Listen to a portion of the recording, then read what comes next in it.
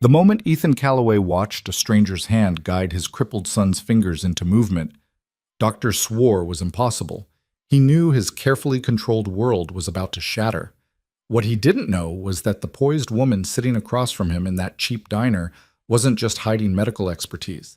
She was hiding billions, a destroyed reputation, and a scandal that could end his son's only chance at walking. But we're getting ahead of ourselves. If you want to see how a desperate father's gamble on a mysterious woman leads to betrayal, conspiracy, and a love that breaks every rule he lived by, stick around until the end. Hit that like button and drop a comment with your city so I can see how far this story travels. The thing about wealth is that it makes you believe you can fix anything. Write the check, hire the expert, throw enough money at a problem, and it crumbles. Ethan Calloway had built his fortune on that principle, identifying what's broken, applying precise pressure, watching it bend to his will. Real estate empires didn't build themselves. Neither did the gleaming downtown skyline that bore his family's name on 3 separate towers. But money couldn't fix Oliver. Ethan stood in the sterile hallway of Portland's most exclusive pediatric neurology center, watching through the observation window as his 7-year-old son struggled through another round of motor function tests. The specialist, Dr. Brennan, flown in from Johns Hopkins at $15,000 a day, made notes on his tablet while Oliver's small hands fumbled with colored blocks that should have been child's play. They weren't. Oliver's fingers trembled, lost coordination halfway through the simplest tasks. His left leg dragged slightly when he walked. Had dragged for 3 years now, despite the parade of specialists, the experimental treatments, the adaptive equipment that filled their home like monuments to medical failure. The crutches leaning against the wall weren't temporary anymore. Everyone had stopped pretending they were. Mr. Calloway. Doctor. Brennan emerged from the testing room, his expression professionally neutral in that way that meant bad news delivered gently. Could we speak in my office? Ethan had heard it all before. Rare neurological condition, degenerative elements, unclear etiology. The words changed slightly depending on which specialist was failing his son that month, but the conclusion remained maddeningly consistent. We don't know why, we can't fix it, here's our bill.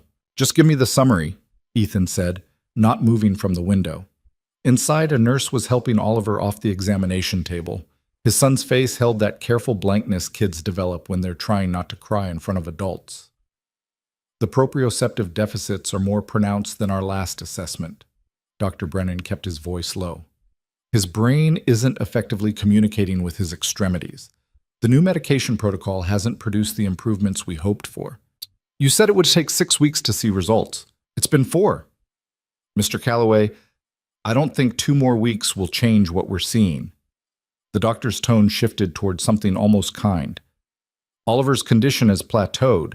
That doesn't mean he won't have quality of life. It just means we need to adjust our expectations about recovery.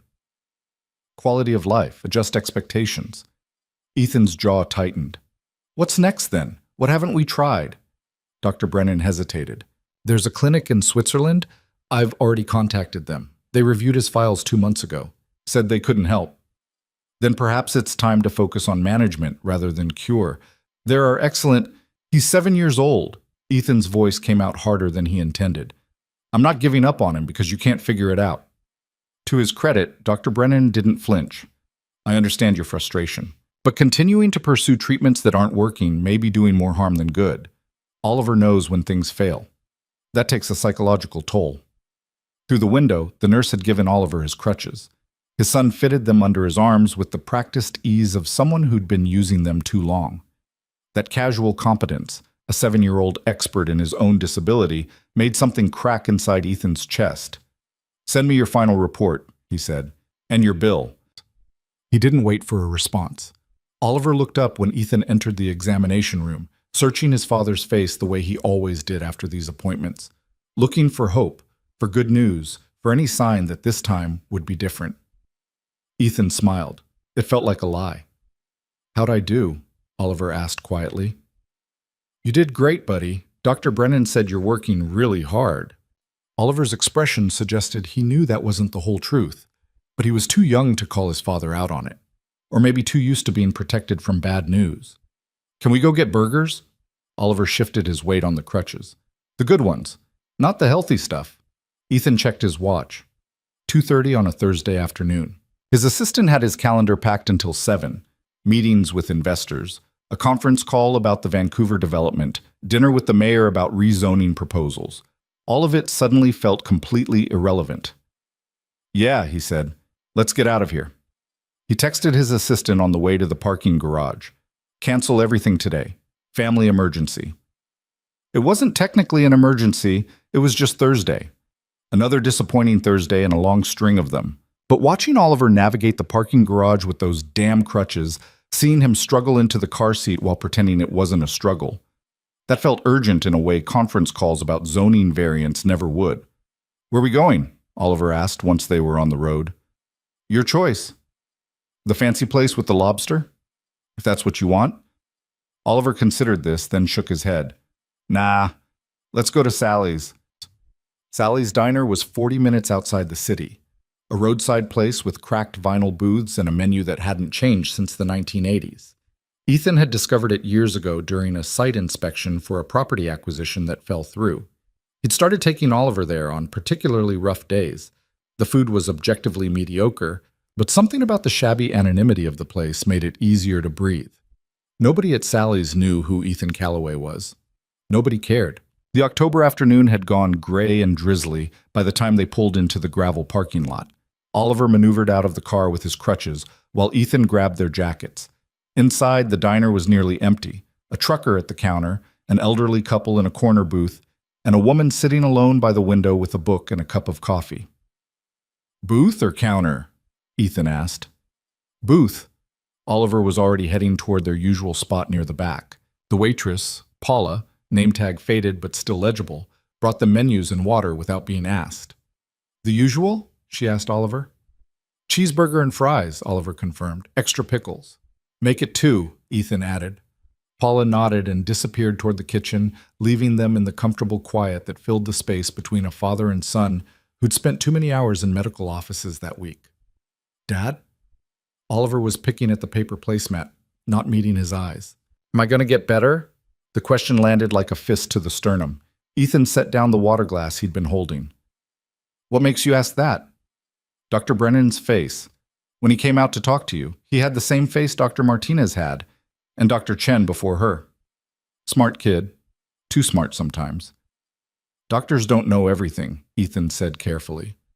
"Just because they haven't figured it out yet doesn't mean—" "I heard you talking to Grandma last week." Oliver's voice had gone very small.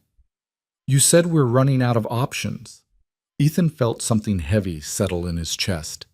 He'd thought Oliver was asleep. Apparently he'd been wrong about that too. "Hey!" He waited until Oliver looked up. "Listen to me. We are not giving up. You understand? We'll find someone who can help. We'll keep looking as long as it takes." "But what if nobody can?" It was the question Ethan had been avoiding for 3 years. The one that woke him at 2 in the morning, that turned his stomach during every failed treatment, that made him want to put his fist through walls. "Then we deal with it," he said, "together. But we're not there yet." Oliver nodded, but the careful blankness had returned to his face, the same look he'd had in the examination room, the look that said he was trying to be brave because he thought that's what his father needed. The food arrived. They ate in silence for a while, Oliver managing his burger with the one-handed efficiency he'd developed, holding it steady with his weaker left hand while his right did the actual work. Small adaptations, little workarounds, the kind of thing that should have gotten easier with practice, but instead just became more evidence of everything that wasn't working right. Ethan was halfway through his burger when movement near the front of the diner caught his attention. The woman who'd been reading by the window had gotten up to leave, but she'd paused at the register to speak with Paula. From this angle, he could see her better. Early 30s, probably, dark hair pulled back in a simple ponytail, wearing jeans and a gray sweater that looked expensive in a way that didn't advertise itself. There was something precise in the way she moved, like someone who'd trained in dance or maybe martial arts. Controlled, deliberate. She glanced toward their booth as she turned to leave. Just a flicker of eye contact, polite acknowledgement between strangers sharing space in a quiet diner. Ethan nodded. She nodded back. Then she was gone, the door chiming softly behind her. "Dad, can you open this?" Oliver was struggling with a ketchup packet, his fingers not quite coordinating the pinch and tear motion. Ethan reached across the table. Here, I can do it. Frustration edged into Oliver's voice. I just need. The packet slipped from his grip, skittered across the table, and landed on the floor near the adjacent booth. Oliver's face flushed. I'm sorry. It's fine, buddy. It's just ketchup. But Oliver was already trying to maneuver around the table with his crutches to retrieve it, that stubborn independence that made Ethan proud and heartbroken in equal measure. He got halfway out of the booth before his left leg caught on the table support, and he stumbled, catching himself on the crutches but sending his water glass tipping. Ethan lunged for it, missed. The glass hit the floor and shattered. Damn it! Oliver's voice cracked. I'm sorry. It's okay. Ethan was already out of the booth, kneeling to pick up the larger pieces of glass. Accidents happen. Not a big deal. Paula appeared with a broom and dustpan. Nobody's hurt? Good. Glasses break. That's what they do. But Oliver had gone very still, standing in the middle of the aisle with his crutches, staring at the mess on the floor like it was evidence of some fundamental failure. His eyes were too bright. Hey! Ethan stood, putting a hand on his son's shoulder. Look at me. It's just a glass. I can't even pick up ketchup. Oliver's whisper was ragged. I can't do anything right. That's not... Mr. Calloway? The voice came from behind him. Ethan turned. It was the woman from the window booth. She'd come back inside, was standing a few feet away with her keys in one hand and an expression of careful neutrality on her face. I'm sorry to interrupt, she said, but I couldn't help noticing... May I? She gestured toward Oliver, toward his hands specifically. Ethan's protective instincts flared immediately. Noticing what? The way he's gripping the crutches. The angle of his wrists. Her voice was quiet, professional. Not presumptuous, but not hesitant either. I might be able to help, if you'll allow me. Help how? She met his eyes directly. I have some experience with motor coordination issues. Just a small adjustment to his hand positioning might make things easier, but only if you're comfortable with that. Every parental alarm in Ethan's head started ringing. Stranger, unsolicited advice, too forward. He should say no, thank her politely, and get back to their lunch. But something in her expression stopped him. She didn't have that pitying look medical professionals always wore around Oliver. Didn't have the artificial enthusiasm of therapists who were trying too hard. She just looked observant, assessing a problem without judgment, and Oliver was watching her with sudden interest. What kind of adjustment? Ethan asked carefully. May I show you? She directed the question to Oliver, not Ethan. I won't touch you without permission, but if you'll let me, I think I can help with the grip strength. Oliver looked at his father. Ethan hesitated, then nodded. The woman moved closer, not crowding Oliver, maintaining appropriate distance. She gestured to his right hand where it held the crutch. See how your thumb is here? She said. And your fingers are straight? That's making your muscles work harder than they need to. If you rotate your wrist just slightly, not much, maybe 15 degrees, and let your fingers curl a bit more naturally around the grip, your whole forearm relaxes. Try it. Oliver adjusted his grip experimentally. A little more, the woman said. Think about holding a baseball bat, not a pole. There. Feel the difference? Yeah, Oliver said, surprised. It doesn't hurt as much. That's because you're working with your body's natural mechanics instead of against them. Now the left hand, that one's trickier because your coordination is different there. May I guide your hand, just to show you the position? Oliver nodded. She moved with absolute precision, touching only his hand, adjusting the angle of his wrist and the position of his fingers on the crutch grip with small, deliberate movements. There, she said, stepping back. Now try taking a few steps. Oliver moved forward tentatively, then more confidently. His left leg still dragged slightly, but the overall movement looked smoother somehow, more balanced. It's easier, he said, wonder in his voice. How did you... Biomechanics, the woman said simply. Small changes in positioning can make big differences in how efficiently your body moves. You've been compensating with your shoulder and back muscles for weakness in your hands. This distributes the work more evenly. Ethan stared at her. How did you know that just from watching him? She smiled slightly. I pay attention. Are you a physical therapist? Not exactly. Her expression closed slightly. Just someone who spent time around these issues. There was a story there. Ethan could feel it. But before he could ask, Oliver spoke up. Can you show me again? I want to make sure I remember. The woman went through the adjustment once more, slower this time, explaining the why behind each position. Oliver listened with the focused intensity he usually reserved for video game tutorials, asking questions, making her repeat certain parts. Ethan watched them together and felt something shift in his chest. This stranger had done more for his son in 5 minutes than Dr. Brennan had accomplished in 4 weeks. And she'd done it by actually looking at Oliver. Not his medical charts, not his diagnosis, but the actual physical reality of how he moved through space. When they finished, Oliver was grinning, actually grinning. Thank you, he told the woman. That's the coolest thing anyone's shown me in forever. You're welcome. She glanced at Ethan. He's a quick study. I'm sorry, Ethan said. I didn't catch your name. She hesitated for just a fraction of a second. Vivian? Ethan Calloway. He extended his hand. And this is my son, Oliver. Her handshake was brief, professional. Nice to meet you both. Can I ask what you do? Professionally? Again, that slight hesitation. I'm between positions at the moment, taking some time away from my field. Not an answer, or rather, an answer designed to deflect follow-up questions. Your field being? Neuroscience, among other things. She picked up her keys from where she'd set them on a nearby table. I should go, but Oliver, practice that grip. Even when you're not using the crutches, the hand exercises will help with fine motor control. She was leaving, walking away, and Ethan felt opportunity slipping through his fingers like water. Wait, he said. Could we talk for a minute, please? Vivian turned back, something wary entering her expression. About? About my son. About whether you might be willing to help him more formally. Mr. Calloway. Ethan. Ethan. She shook her head.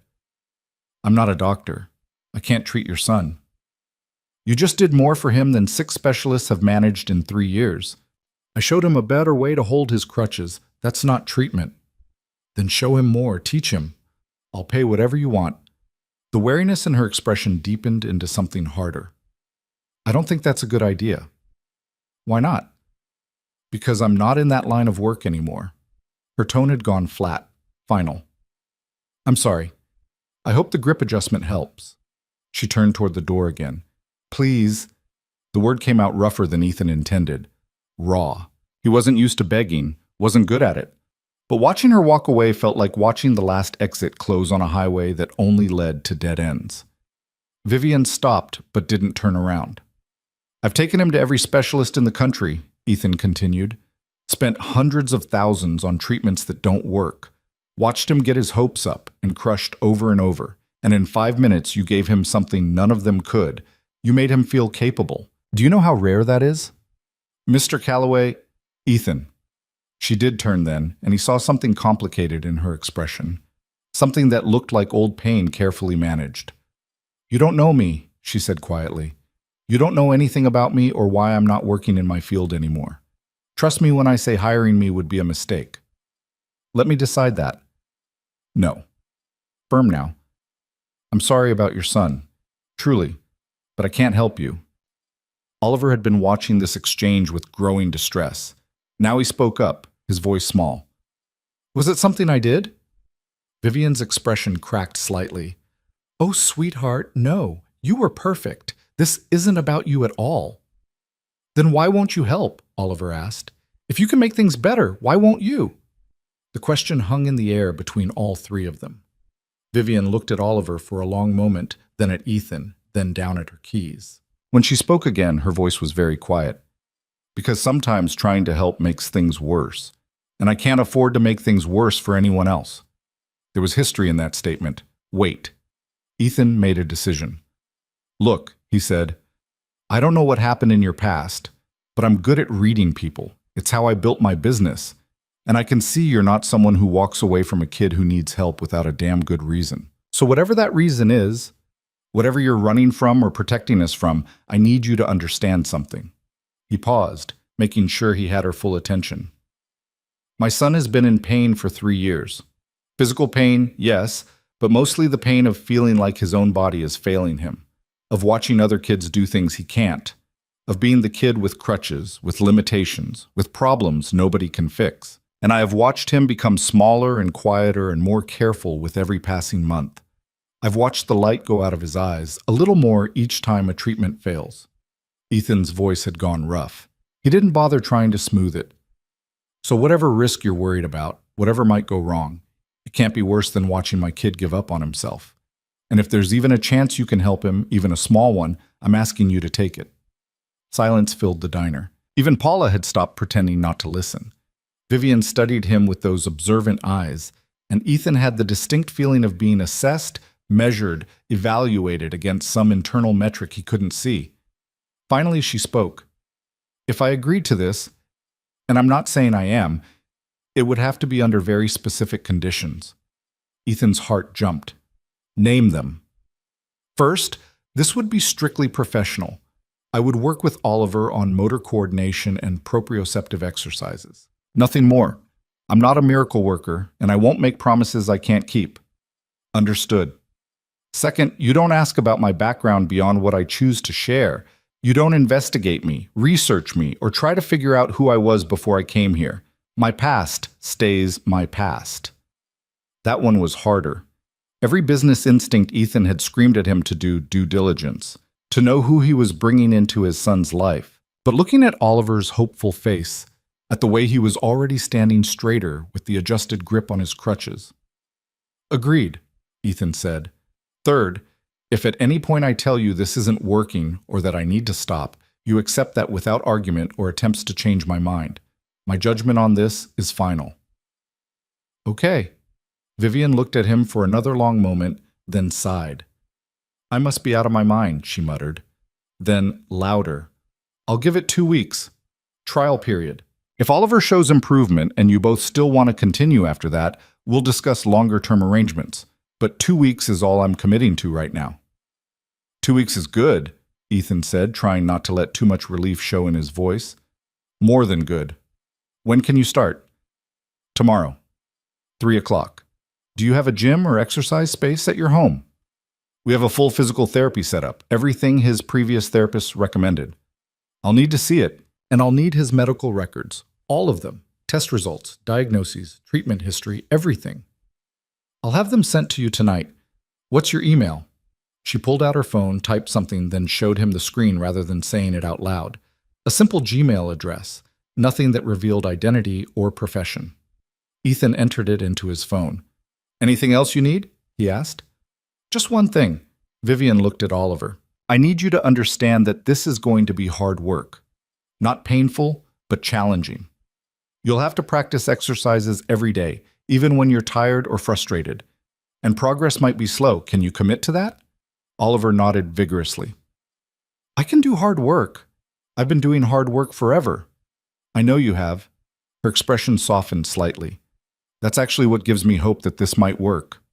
They exchanged phone numbers and addresses. Vivian left first, with a final instruction to Oliver to practice the crutch grip at home. Through the diner window, Ethan watched her get into a modest Honda sedan. Practical, anonymous, nothing that suggested the level of expertise she'd just demonstrated. Dad? Oliver was tugging at his sleeve. Is she really going to help me? Yeah, buddy, I think she is. She's different than the other doctors. How so? Oliver thought about it. She listened to me, like actually listened. Not the way grown-ups do, where they're just waiting for you to stop talking. Perceptive kid. They finished their lunch, or what was left of it, after the interruption. Oliver practiced his crutch grip the whole drive home, making small adjustments, testing how it felt. The change in his demeanor was remarkable. The defeated kid from the medical center had been replaced by someone animated, engaged, hopeful. It should have made Ethan purely happy. It did make him happy. But underneath the hope was a nagging unease he couldn't quite shake. He'd just hired someone to work with his vulnerable child, someone who'd explicitly refused to share her background, who was between positions in neuroscience for reasons she wouldn't explain.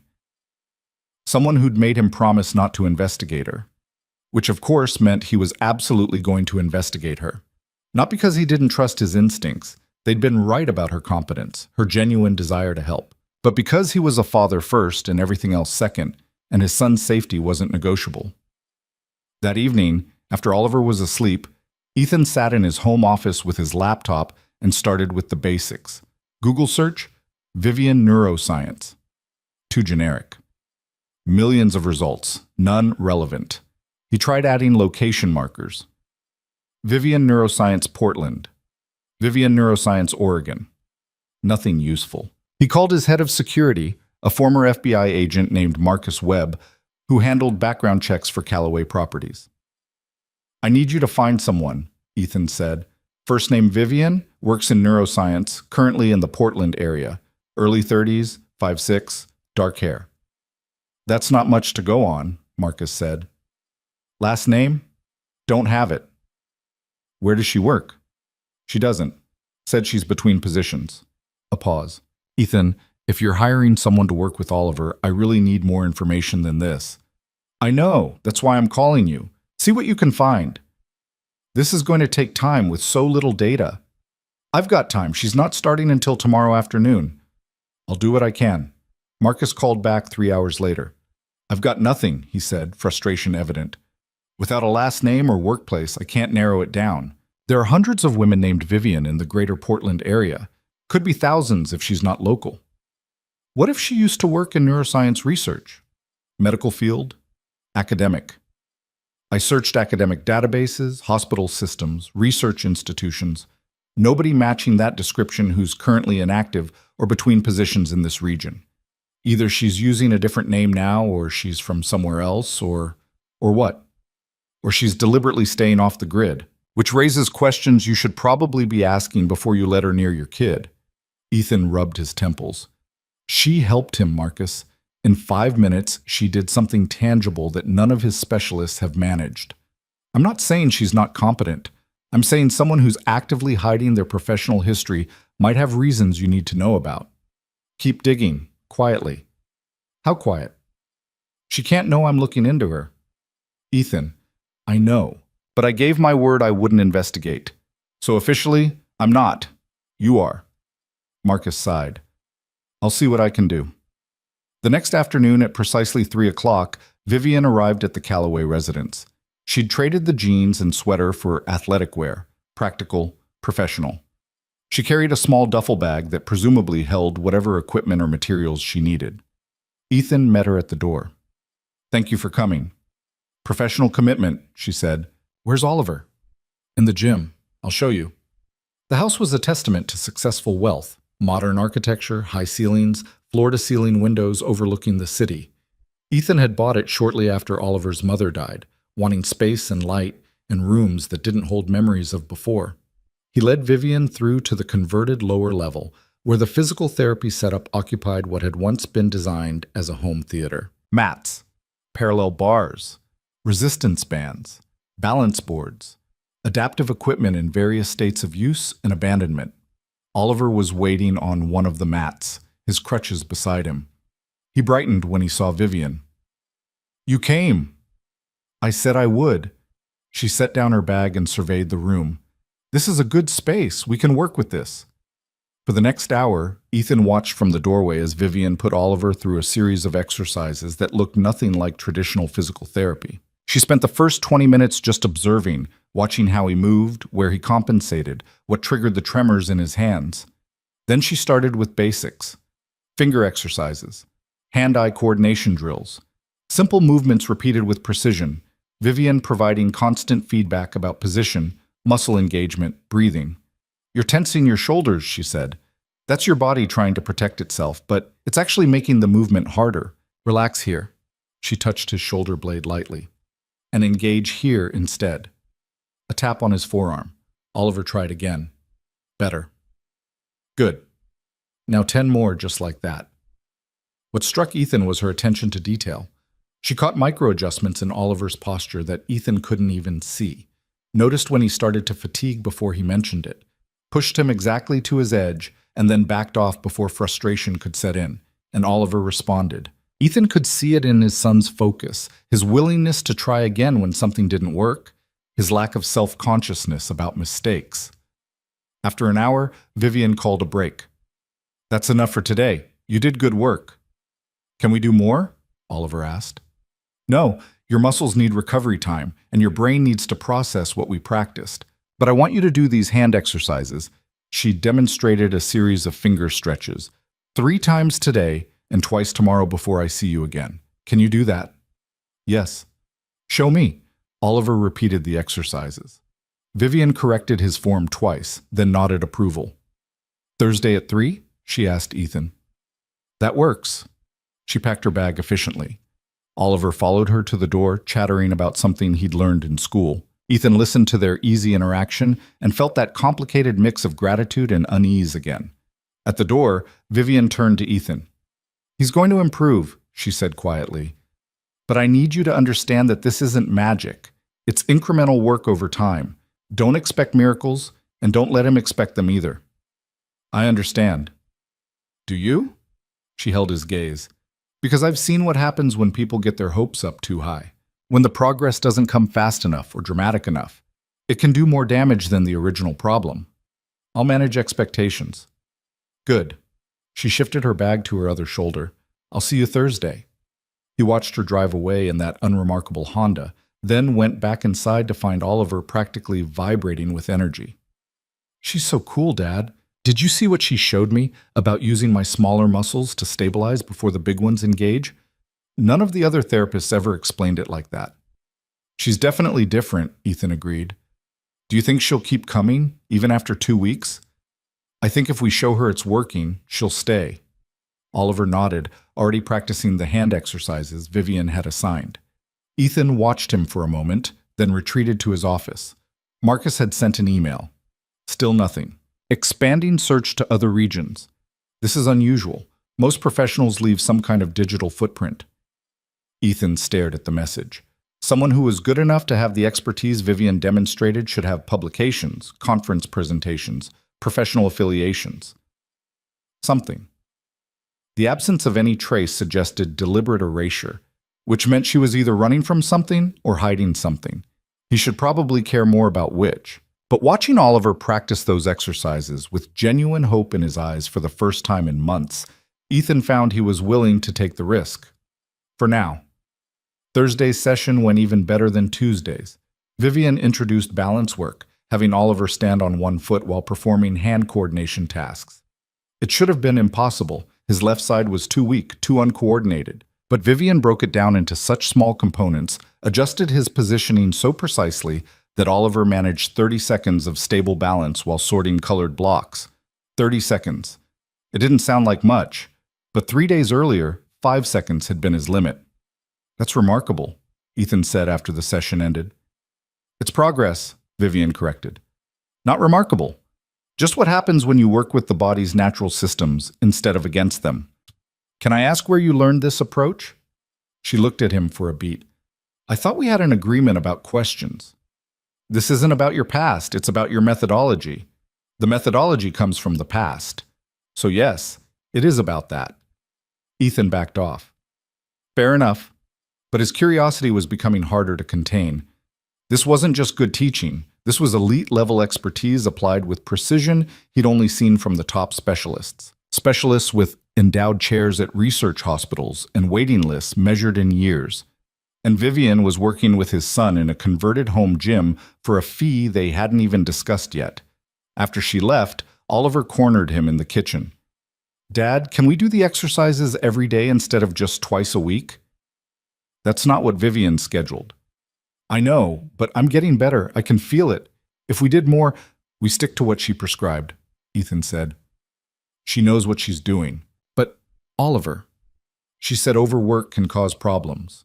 We trust her judgment." Oliver deflated slightly, then rallied. "Can I at least practice the hand stuff more? She said I could do those exercises as much as I want." "Yes, the hand exercises are fine." That night, Ethan found himself unable to sleep. He got up at 2 in the morning and went down to the gym, stood in the space where Vivian had worked with Oliver, tried to understand what he was seeing. The exercises weren't revolutionary, the equipment was standard, but the way she sequenced movements, the precision of her cues, The way she anticipated Oliver's compensatory patterns before they happened, that was something else entirely. His phone buzzed. A text from Marcus. "Call me. Found something." Ethan dialed immediately, keeping his voice low so he wouldn't wake Oliver.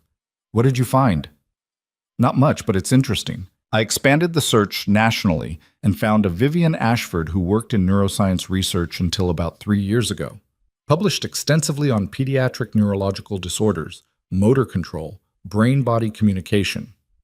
Ethan's pulse quickened. "That fits. What happened 3 years ago?" "She disappeared from the academic record.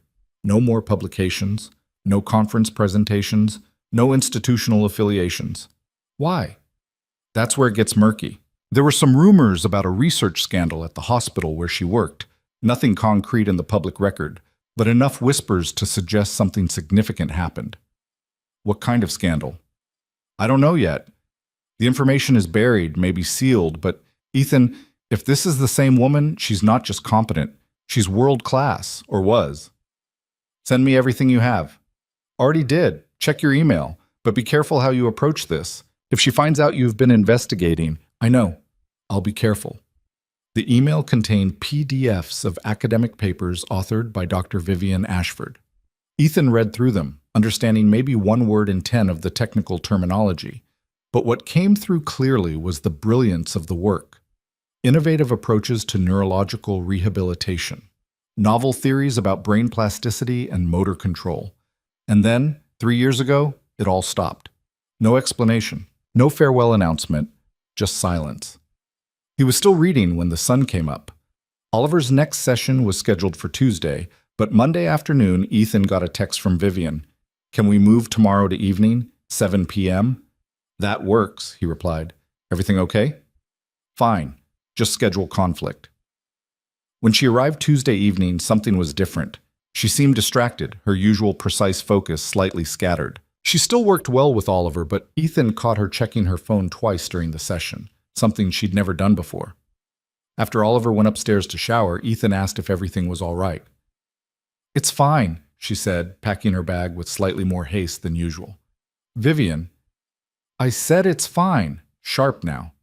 Then she stopped, took a breath. "I'm sorry, personal issue, it won't affect my work with Oliver." "If you need to reschedule, no. Thursday at 3. I'll be here." She was gone before he could say anything else. Thursday she seemed back to normal, but something had shifted. She was more guarded, more distant. Still excellent with Oliver, but the small moments of warmth, the smiles, the gentle encouragement had been replaced with pure professionalism. Ethan didn't push, but he noticed. Friday evening, Marcus called again. "I found something else. You're not going to like it." Ethan set down the bourbon he'd been nursing. "Tell me." 3 years ago, Dr. Vivian Ashford was the lead researcher on an experimental treatment protocol for pediatric neurological conditions. One of her subjects was a 6-year-old boy named Daniel Reeves. During treatment, something went wrong. The kid suffered permanent nerve damage, lost all function in his left side. The words hit like a physical blow. "Are you sure?" "There was a lawsuit, settled out of court, records sealed, but I found references in medical board meeting minutes and insurance documents. Ashford's medical license was suspended pending investigation, but before it concluded, she resigned from her position and disappeared." Ethan felt sick. Was she found negligent?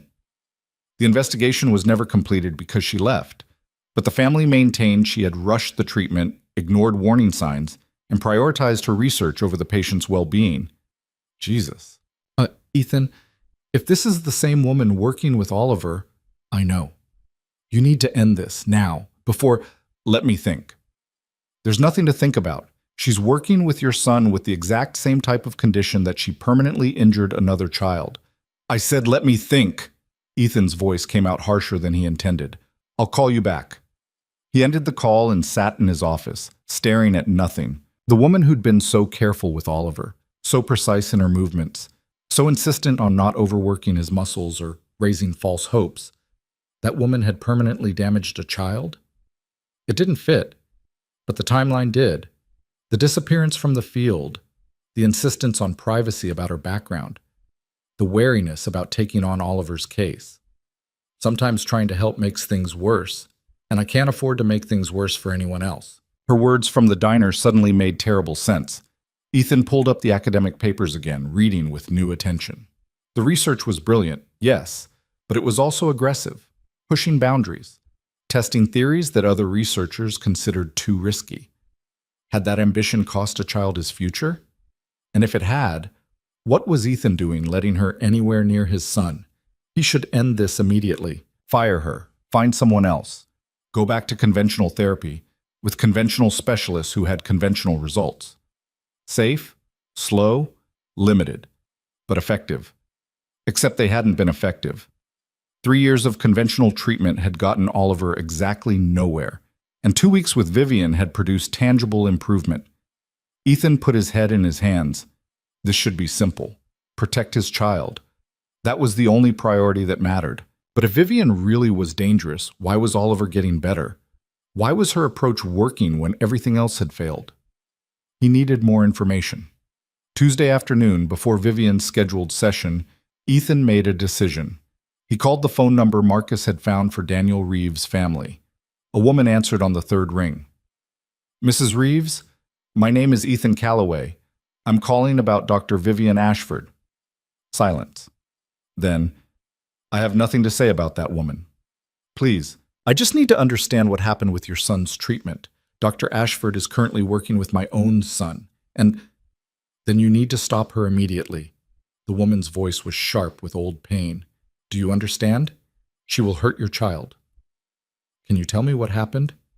She was reckless, pushed treatment too fast, ignored warning signs, and when things went wrong, she blamed everyone but herself. "My son Daniel is 8 years old and will never have use of his left arm or leg because of her ambition." "I'm so sorry." "Are you? Then end whatever arrangement you have with her before she destroys your family too." The line went dead. Ethan sat with the phone in his hand, his decision made. At 3 o'clock, when Vivian arrived for Oliver's session, Ethan met her at the door and didn't let her inside. "We need to talk," he said. She read his expression and something closed in her face. "What happened?" "I know who you are, what you did." For a moment she didn't move. Then she nodded slowly. "I see. Despite our agreement, you didn't tell me you'd permanently injured a child." "No, I didn't." "Oliver has the same condition that boy had, and you thought it was acceptable to work with him without disclosing that." "I disclosed what you needed to know, that I had experience with these issues, and that there were risks." "Risks?" Ethan's voice rose. "You paralyzed a 6-year-old. Is that what you were told?" "It's a matter of public record. The lawsuit was settled without findings because I couldn't afford to fight it after I lost my position." Her voice was very controlled. "But public record and truth are not the same thing." "Then tell me the truth." "Why? So you can decide if I'm believable? I told you not to dig into my past for exactly this reason. I'm protecting my son." "By believing the first story you hear?" Something sharp entered her expression. "Did you speak with the hospital? With my colleagues? With anyone who actually knows what happened?" "I spoke with the mother of the child you hurt." "Of course you did." Vivian's laugh was bitter. "And I'm sure she gave you a very clear narrative about the reckless doctor who damaged her perfect child." "Are you saying she lied?" "I'm saying trauma makes people need someone to blame, and I was convenient." "That's not an answer." "No," Vivian agreed. "It's not. Because the real answer is complicated and messy, and not something you're going to believe while you're standing there looking at me like I'm a threat to your family." Through the house, Ethan could hear Oliver calling. "Dad? Is Vivian here?" Vivian heard it too. Her expression softened slightly. "Tell him I'm sorry," she said, "and that he should keep practicing the exercises. They'll help even without me." "Vivian, you made your choice. It's the same choice everyone else made 3 years ago. I don't blame you." She turned to leave, then paused. But for what it's worth, Oliver was going to be fine. He was progressing exactly as he should, and in another month he would have been walking without crutches. You're taking that away from him because you're scared of a story you don't fully understand. If you're innocent, why won't you defend yourself? "Because I'm tired," she said simply. "I'm tired of explaining and justifying and trying to convince people to see past the scandal. I did that for a year after it happened, and it cost me everything I had left. I'm not doing it again. Oliver appeared in the hallway behind Ethan, his face lighting up when he saw Vivian.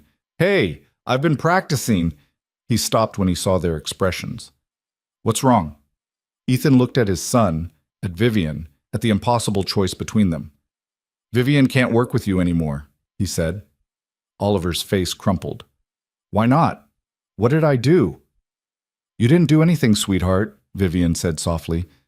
Your dad just decided this arrangement isn't working out. But I'm getting better. We were going to start walking practice next week. I know. Vivian's voice had gone rough. But sometimes things change. You'll keep getting better, though. Just practice everything I taught you. No. Oliver's eyes were filling with tears. Dad, please, she's helping me. Why would you… Oliver, go upstairs. I don't want to. Now. Something in Ethan's tone made Oliver obey, but not before shooting his father a look of such betrayal it felt like a knife wound. When he was gone, Vivian spoke quietly. You're making a mistake, but it's your mistake to make. She pulled a folder from her bag. These are the exercises I had planned for the next 4 weeks, along with notes on his progress so far. Give them to whatever therapist you hire next. She handed him the folder and walked away. Ethan stood in the doorway watching her leave, holding a folder full of exercises his son would never do, having just broken his kid's heart to protect him from a danger he wasn't even sure existed. This should feel like the right decision. It felt like he'd just made the worst mistake of his life. Oliver didn't speak to him for 3 days. Not at breakfast, not in the car, not during the tense silences that filled their house like smoke. The kid went through the motions, school, homework, dinner, but the light that had returned during those sessions with Vivian was gone again. Worse than gone. Replaced by something that looked uncomfortably like contempt. On the 4th day, Ethan found him in the gym at 6 in the morning, attempting the balance exercises Vivian had taught him. Attempting and failing, his left leg buckling, frustration making his movements jerky and uncoordinated. You're doing it wrong, Ethan said from the doorway. Oliver didn't look at him. Then maybe you shouldn't have fired the person who could teach me to do it right. The words landed with precision. Oliver had been practicing that line, Ethan could tell, waiting for the right moment to deploy it. I was protecting you. From what? From getting better? Oliver abandoned the exercise, grabbed his crutches. She was helping me. For the first time in my whole life, someone actually made me feel like I wasn't broken, and you took that away. It's more complicated than… No, it's not. Oliver's voice cracked. You got scared and you quit, just like all the other doctors quit, just like everyone quits on me eventually. He pushed past Ethan and headed upstairs, his gait more uneven than it had been 2 weeks ago. The progress they'd made was already eroding. Ethan stood in the empty gym, surrounded by equipment that might as well have been decorative, and felt the weight of his decision pressing down like a physical thing. He'd done the right thing. Protected his son from someone with a dangerous history. So why did it feel so completely wrong? That afternoon, he called the physical therapist Oliver had worked with before Vivian. Dr. Sandra Chen, competent and careful and utterly conventional. I'd like to restart Oliver's sessions, Ethan said, as soon as possible. Of course. Let me check my schedule. A pause. I have an opening next Thursday at 2. Nothing sooner? I'm afraid not. Is everything all right? No, nothing was all right. His son hated him and was losing the progress that had given him hope, and Ethan couldn't stop thinking about the look on Vivian's face when she'd handed him that folder and walked away. Thursday works, he said. That night, he opened the folder Vivian had left. Her handwriting was precise, clinical. Each exercise documented with diagrams, notes on Oliver's specific adaptations, progressions for the next month. The level of detail was remarkable. She'd clearly been planning far beyond the 2-week trial period despite her insistence on keeping things temporary. At the bottom of the last page, she'd written something in smaller script. O is capable of more than anyone has given him credit for. Don't let fear limit his potential. Ethan closed the folder and poured himself another bourbon. His phone rang. Marcus. I kept digging, Marcus said without preamble, about the Ashford situation. I told her she couldn't work with Oliver anymore. It's done. I know, but I thought you should know what I found. The hospital where she worked, Portland Medical Research Institute, they had a major internal investigation 3 years ago. Not about Ashford, about their clinical trials oversight board. Ethan sat up straighter. What kind of investigation? Corruption. Falsified data. There were people on that board who had financial interests and seen certain research lines fail. Ashford's work was showing promise in areas that would have competed with treatments they had stakes in. Are you saying she was set up? I'm saying the official story doesn't match what I'm finding in the details. The boy who was injured, Daniel Reeves, his family received a settlement of $2 million. That's way more than a standard medical malpractice case, especially one where the hospital maintained no wrongdoing. Maybe they just wanted it to go away. Maybe.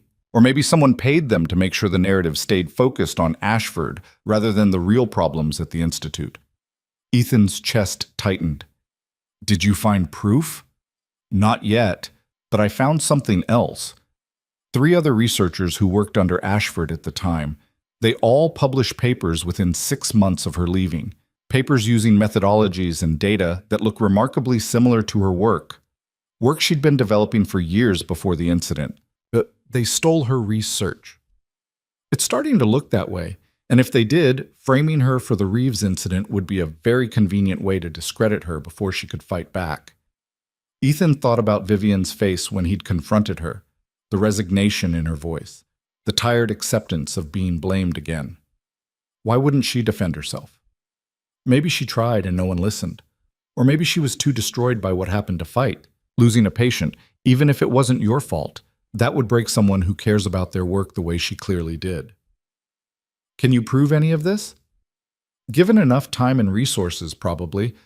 But Ethan, that's not really the question you should be asking.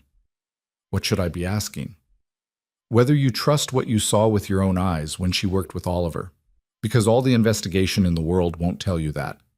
After Marcus hung up, Ethan sat in his office until past midnight, thinking about trust and risk and the difference between protecting someone and suffocating them. Thursday's session with Dr. Chen was exactly what Ethan expected. Professional, careful, completely ineffective. She put Oliver through the same exercises he'd been doing for years, offered encouraging words that rang hollow, and produced exactly 0 progress. Oliver went through the motions with mechanical compliance and didn't say a word in the car ride home. Dr. Chen seemed to think you did well, Ethan tried. Dr. Chen thinks everything I do is well. That's her job. She's trying to help. She's trying not to get sued. There's a difference. Ethan didn't have an answer for that. That weekend, he drove out to Sally's diner, told himself he was just getting lunch, told himself he wasn't looking for Vivian even as he scanned every booth, every table. She wasn't there. Paula brought him coffee without being asked. Looking for someone? No, just wanted a burger. Uh-huh. She didn't sound convinced. That woman who helped your boy, she hasn't been back since you two met, in case you were wondering. I wasn't. Sure. Paula left the menu. Let me know when you're ready to order, and when you're ready to stop lying to yourself. Ethan ordered the burger, left it half-eaten, drove home feeling worse than when he'd left. Monday morning, Oliver's school called. He'd gotten into a fight during gym class. Not physical. Oliver couldn't exactly throw punches with his coordination issues, but he'd apparently told another kid to go to hell when questioned about his crutches. Ethan picked him up from the principal's office. You want to tell me what happened? He asked in the car. Some kid asked why I was still using crutches, said his cousin had broken his leg and was walking fine after 6 weeks. And you told him to go to hell. I told him to go to hell and mind his own business. Oliver stared out the window. I got detention for it. He didn't get anything for being a jerk. That's not how it works. I know how it works. It works like everything else.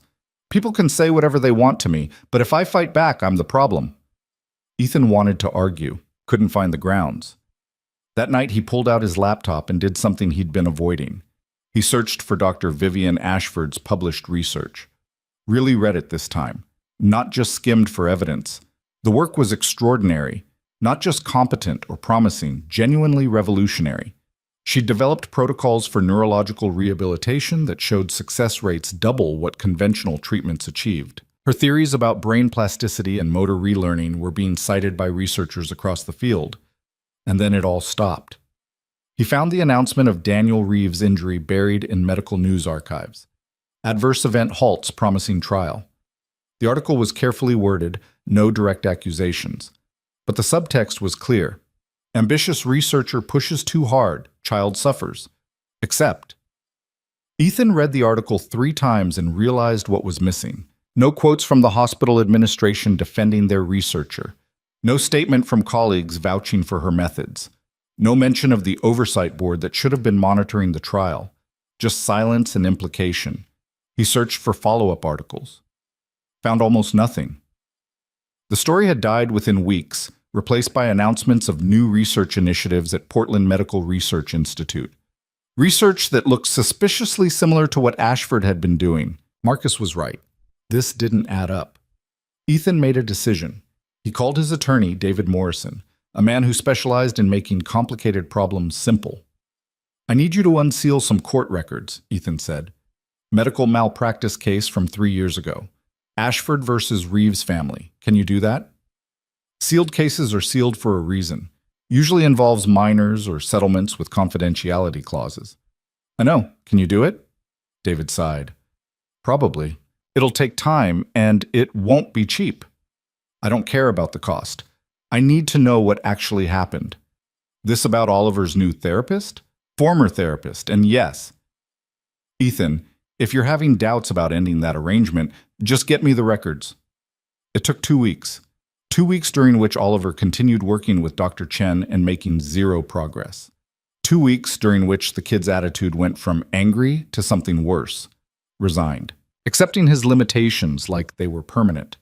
Ethan watched his son give up on himself in slow motion and felt powerless to stop it. Then David called. "Got the records. You're not going to like what's in them." They met at David's office downtown. The attorney slid a thick folder across the desk. The short version? Ashford's treatment protocol was sound. Better than sound. It was working. Daniel Reeves was showing significant improvement over 8 weeks of treatment. Then what went wrong? Week 9, the oversight board ordered her to increase the intensity of the neural stimulation therapy. Double the duration, more aggressive parameters. Ashford pushed back, said it was too fast, but the board overruled her. 2 days after implementing their modifications, the kid had a severe adverse reaction. Ethan's stomach dropped. They blamed her for following their orders? Not exactly. They claimed she'd misinterpreted their directive, that she'd implemented the changes incorrectly. Her notes say otherwise, but by the time the case went to court, 3 of the 5 board members who'd signed off on the modification had left the institute. The 2 who remained testified they'd never approved those parameters. They lied. Can't prove it, but the circumstantial evidence is damning. Within 6 months, those same board members published research using Ashford's methodologies. Research they couldn't have developed in that time frame unless they'd had access to her work before she left. Why settle if she was innocent? Because she was broke. Fighting the case would have cost millions she didn't have. The hospital had institutional resources. The Reeves family had backing from someone with deep pockets. We couldn't trace who, but the money came from somewhere. Ashford was facing a years-long legal battle she couldn't afford against people who'd already destroyed her reputation. So she walked away. More like crawled away. From what I can tell, she lost everything. Her position, her research, her savings to legal fees before she settled. The confidentiality agreement meant she couldn't even defend herself publicly. Ethan sat back in his chair, feeling sick. I accused her of exactly what they accused her of. You didn't know. She tried to tell me it was complicated. I didn't listen. David's expression was sympathetic. What are you going to do? I don't know yet. That was a lie. He knew exactly what he had to do. He had to find Vivian and apologize, beg her to come back, do whatever it took to fix the damage he'd done. First problem? He had no idea where she was. He tried her cell phone, disconnected. Her email bounced back. The Honda she'd driven wasn't registered in any database Marcus could access. She's gone, Marcus said when Ethan called him, completely off grid. If she doesn't want to be found, we're not finding her. There has to be something. Not unless she reaches out to you first. Ethan hung up and stared at his phone, willing it to ring. It didn't. Days passed, then a week. Oliver's sessions with Dr. Chen continued producing nothing except mounting frustration. The kid had stopped practicing the exercises Vivian had taught him. What was the point when there was no one to correct his form? No one who understood what the movements were supposed to accomplish? Ethan watched his son retreat further into himself and felt the full weight of his failure. He'd had someone who could help, someone who'd been helping, and he'd driven her away because he'd been too scared to see past a convenient narrative. 2 weeks after David gave him the court records, Ethan was in his office late when his phone rang. Unknown number. He answered anyway. Mr. Calloway? A woman's voice, unfamiliar. My name is Dr. Sarah Lynn. I worked with Vivian Ashford at Portland Medical Research Institute. Ethan sat up straighter. How did you get this number? I've been following your inquiries into the Reeves case. Word gets around in certain circles. I thought you should know. Vivian didn't just lose her position because of what happened. She lost everything because she refused to let them bury her research. What do you mean? After the incident, the board offered her a deal. Keep quiet about the modifications they'd ordered, accept responsibility for the adverse event, and they'd give her a generous severance and strong references. She'd be able to work again, just not there. She turned it down. She refused to lie about what happened, said if she took responsibility for something she didn't do, it would compromise every patient she might work with in the future, so they destroyed her instead. Ethan closed his eyes. Why are you telling me this? Because Vivian was the best researcher I've ever worked with, brilliant and careful and completely dedicated to her patients. What they did to her was criminal, and if there's any chance she's working again, even privately, someone should know the truth about who she really is. Do you know where I can find her? No, she cut ties with everyone from before. But Mr. Calloway, if you do find her, tell her Sarah Lynn says she deserves better than what happened, and that her research mattered. The line went dead. Ethan sat in the silence of his office, surrounded by the trappings of wealth and success, and felt completely helpless. He had money. He had power. He had resources most people couldn't dream of, and none of it could fix what he'd broken. That weekend, he took Oliver back to Sally's diner. The kid didn't ask why, just got in the car with his crutches and stared out the window during the 40-minute drive. The diner was busier than last time. Saturday lunch crowd. They got a booth near the back and Paula brought them menus. Haven't seen you two in a while, she said. Your friend still not coming around? She's not our friend, Oliver said quietly.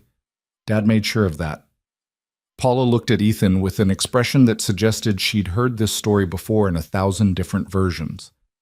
That right? It's complicated, Ethan said. Usually is. She left them with the menus. They ordered, ate in silence. The food tasted like cardboard. Ethan was paying the bill when Oliver spoke up. I know why you made her leave. Ethan looked at his son. You do? I'm not stupid. I heard you on the phone with Uncle Marcus about the kid she hurt, about the lawsuit.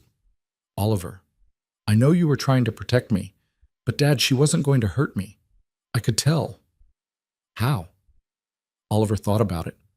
Because she looked at me like I was a person, not a problem. All the other doctors, they see what's wrong with me. Vivian saw what could be right. The simple truth of it hit Ethan like a punch. I made a mistake, he said. I know, so fix it. I don't know how to find her. Then try harder. Oliver's voice was fierce. You always tell me not to give up, that we keep trying until we find an answer. So why are you giving up on her? Out of the mouths of 7-year-olds. That night, Ethan sat down and wrote an email. He didn't have an address that worked, but he wrote it anyway. Put everything in it.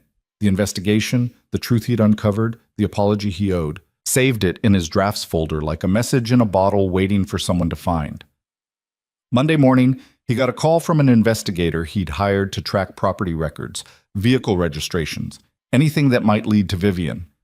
Found something, the investigator said. Woman matching her description rented a small house in Brightwood, mountain town about an hour east, pays cash, keeps to herself. Might be nothing. Give me the address. Ethan drove out that afternoon, leaving Oliver with his mother's sister. The town was exactly what the investigator had described. Small, quiet, the kind of place where people went to disappear. The house was at the end of a gravel road, modest and isolated. The Honda was parked in the driveway. Ethan sat in his car for 10 minutes, trying to figure out what to say. Finally, he got out and knocked. Vivian opened the door. She looked tired. Not physically. She'd always had that careful poise, but something in her eyes suggested she hadn't been sleeping well. "How did you find me?" No anger in the question, just resignation. "I'm good at finding things." "I noticed." She didn't invite him in. "What do you want, Ethan?" "To apologize, to tell you I was wrong, to ask you to come back." "No." "Vivian, I said no." She started to close the door. "I know what happened," Ethan said quickly. "I know about the board, about the modifications they ordered, about how they set you up. I know you were telling the truth." Her hand paused on the door. "Took you long enough to figure it out. I'm sorry. I should have trusted you, should have listened when you tried to explain." "Yes, you should have." She opened the door wider, but not invitingly. "But you didn't. You believed the worst of me without question, just like everyone else did. I was wrong, but being wrong doesn't undo the damage." Her voice was steady, but her eyes were bright. "Do you know what it cost me to agree to work with Oliver? To risk caring about another patient after what happened with Daniel?" "I can't imagine." "No, you can't. I spent 3 years convincing myself I was done with this work, that I couldn't trust myself, that the risk was too high. And then I met your son, and I thought maybe—" She stopped. "It doesn't matter what I thought. You made it very clear what you think of me. I made a mistake, a terrible one.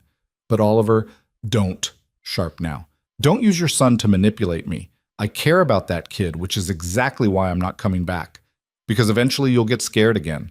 You'll hear another rumor or find another story and you'll pull him away from me. And I won't put either of us through that again. It won't happen again." "You can't promise that. Fear doesn't work that way."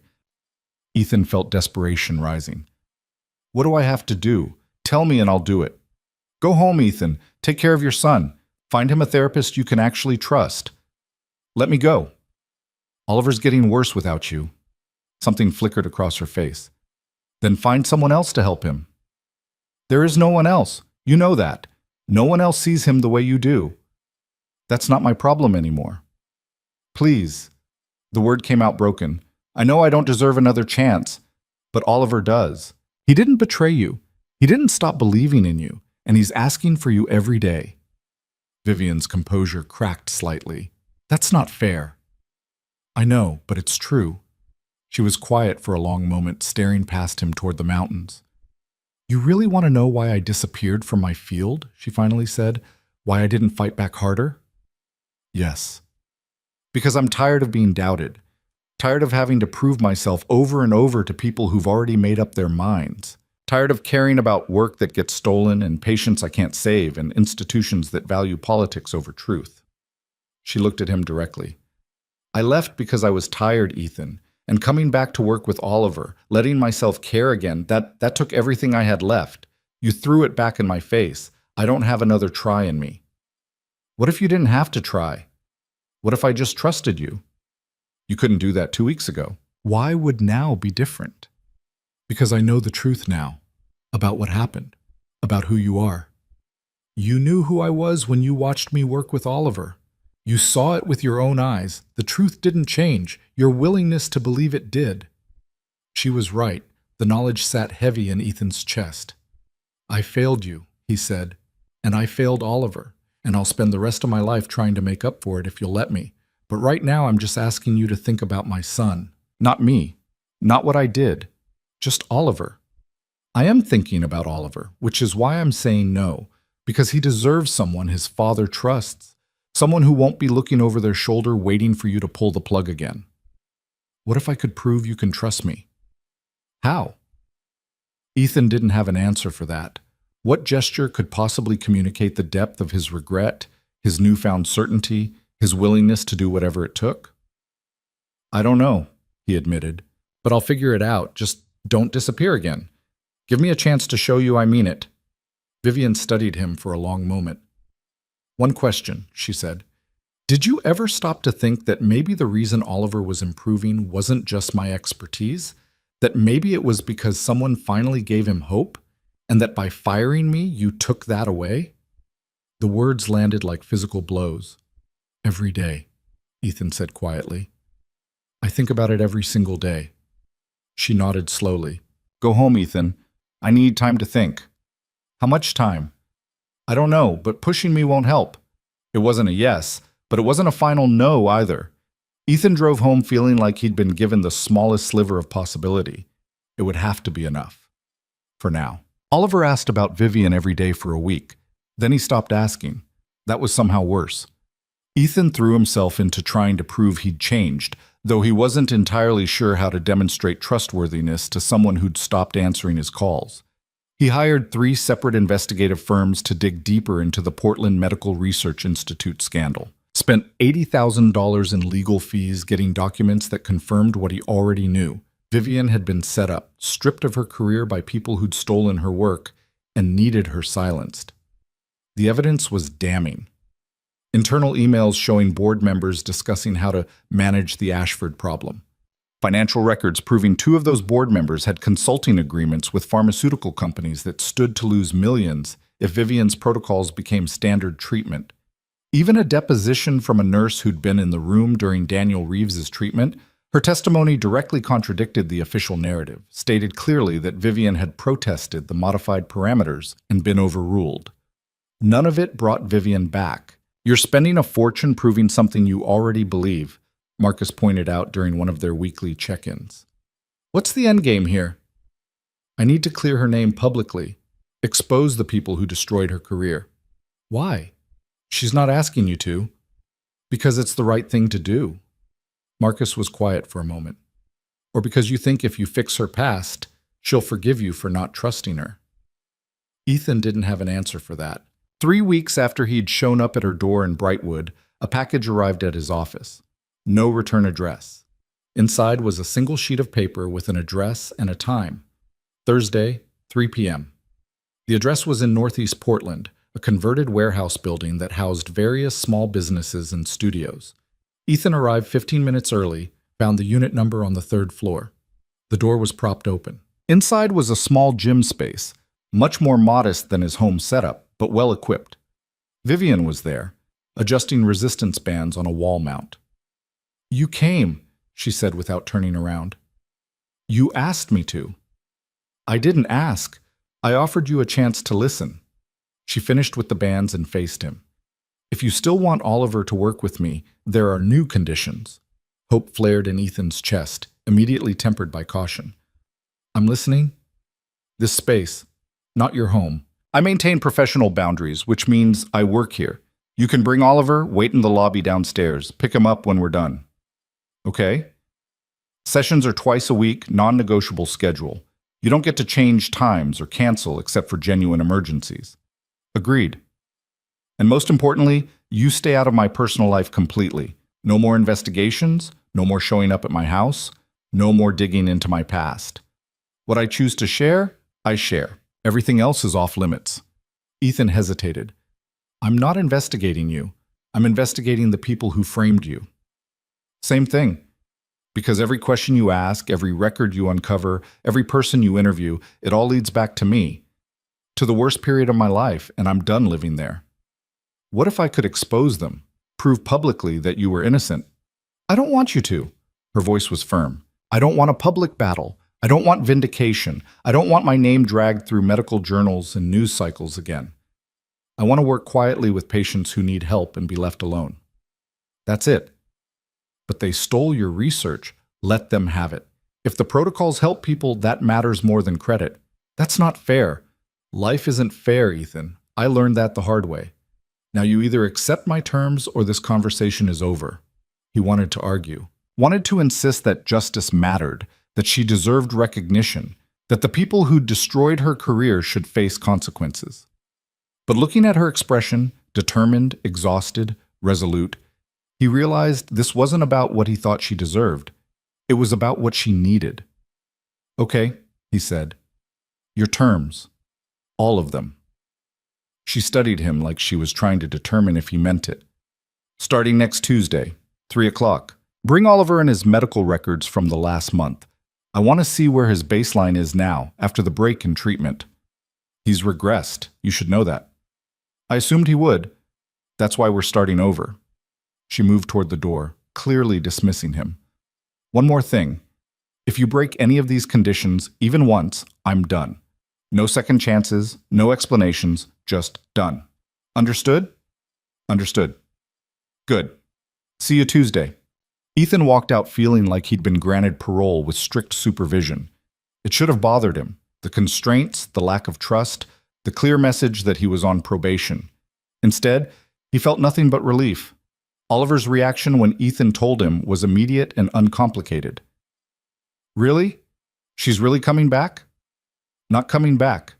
You'll go to her. She has a studio space where she works now. I don't care where it is.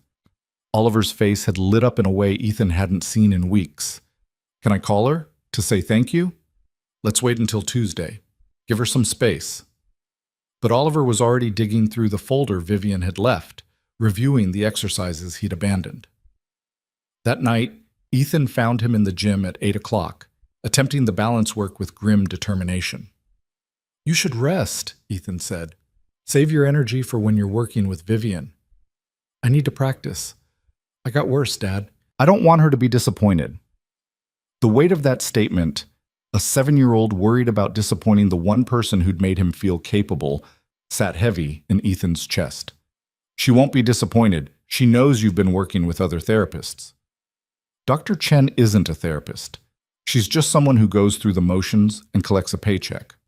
Oliver, it's true, and you know it. He balanced on one foot, wobbling. Vivian actually cares if I get better. Everyone else just cares about not getting blamed if I don't. Out of the mouths of kids. Tuesday arrived. Ethan drove Oliver to the Northeast Portland address, found parking on the street. The building was old brick, converted industrial space now housing artists and small businesses. There was a coffee shop on the ground floor, a yoga studio on the second. Vivian's space was on the third.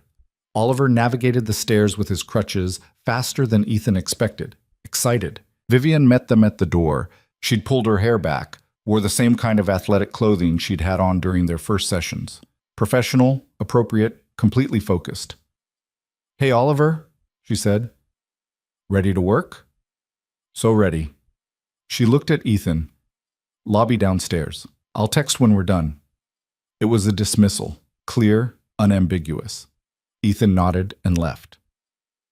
The next 90 minutes were some of the longest of his life. He sat in the coffee shop with a laptop, pretending to work on emails while his mind was 3 floors up, wondering how it was going, whether Oliver was doing okay, whether Vivian had noticed the regression, whether this fragile arrangement would actually hold.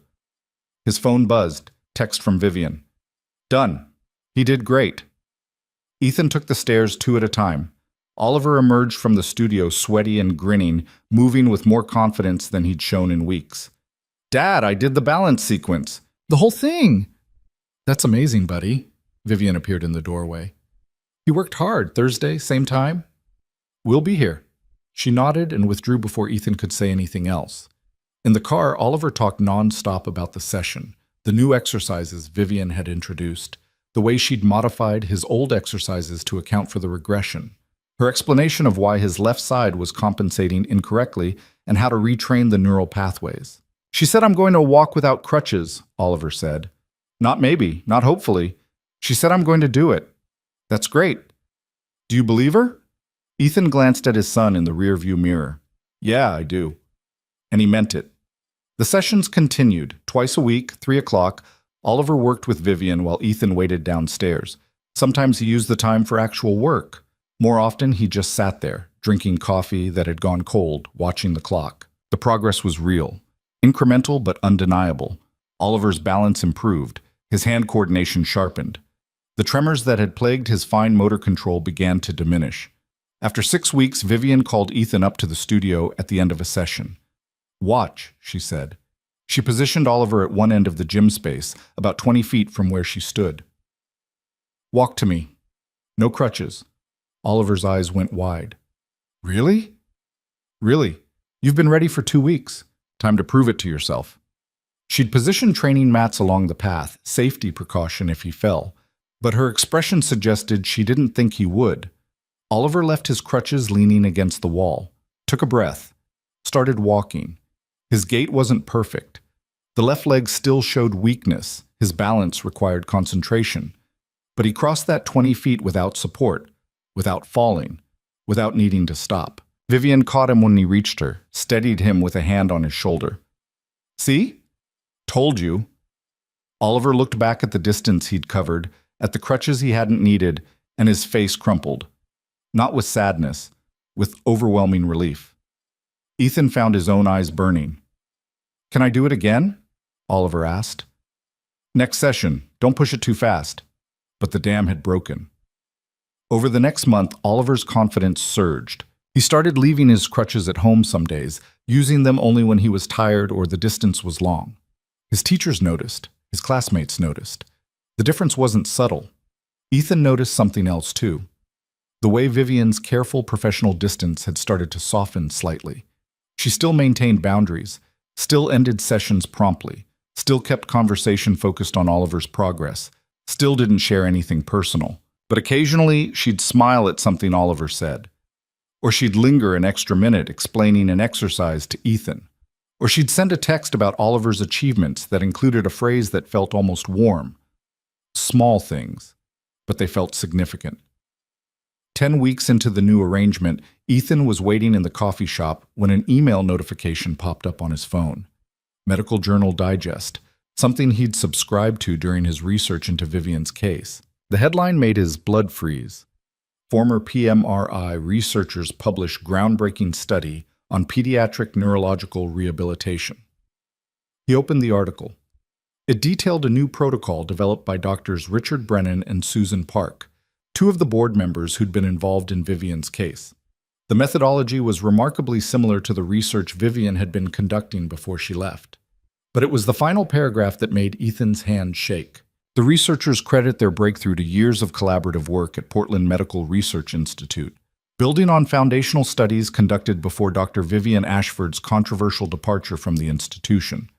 Dr. Ashford's research, while initially promising, was ultimately discontinued following a serious adverse event involving a minor patient.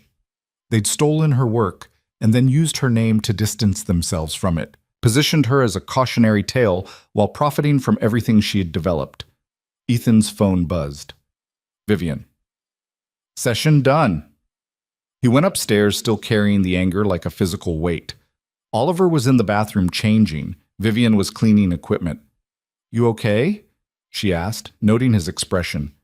Did you see the medical journal today? The PMRI article? Her hand stilled. No.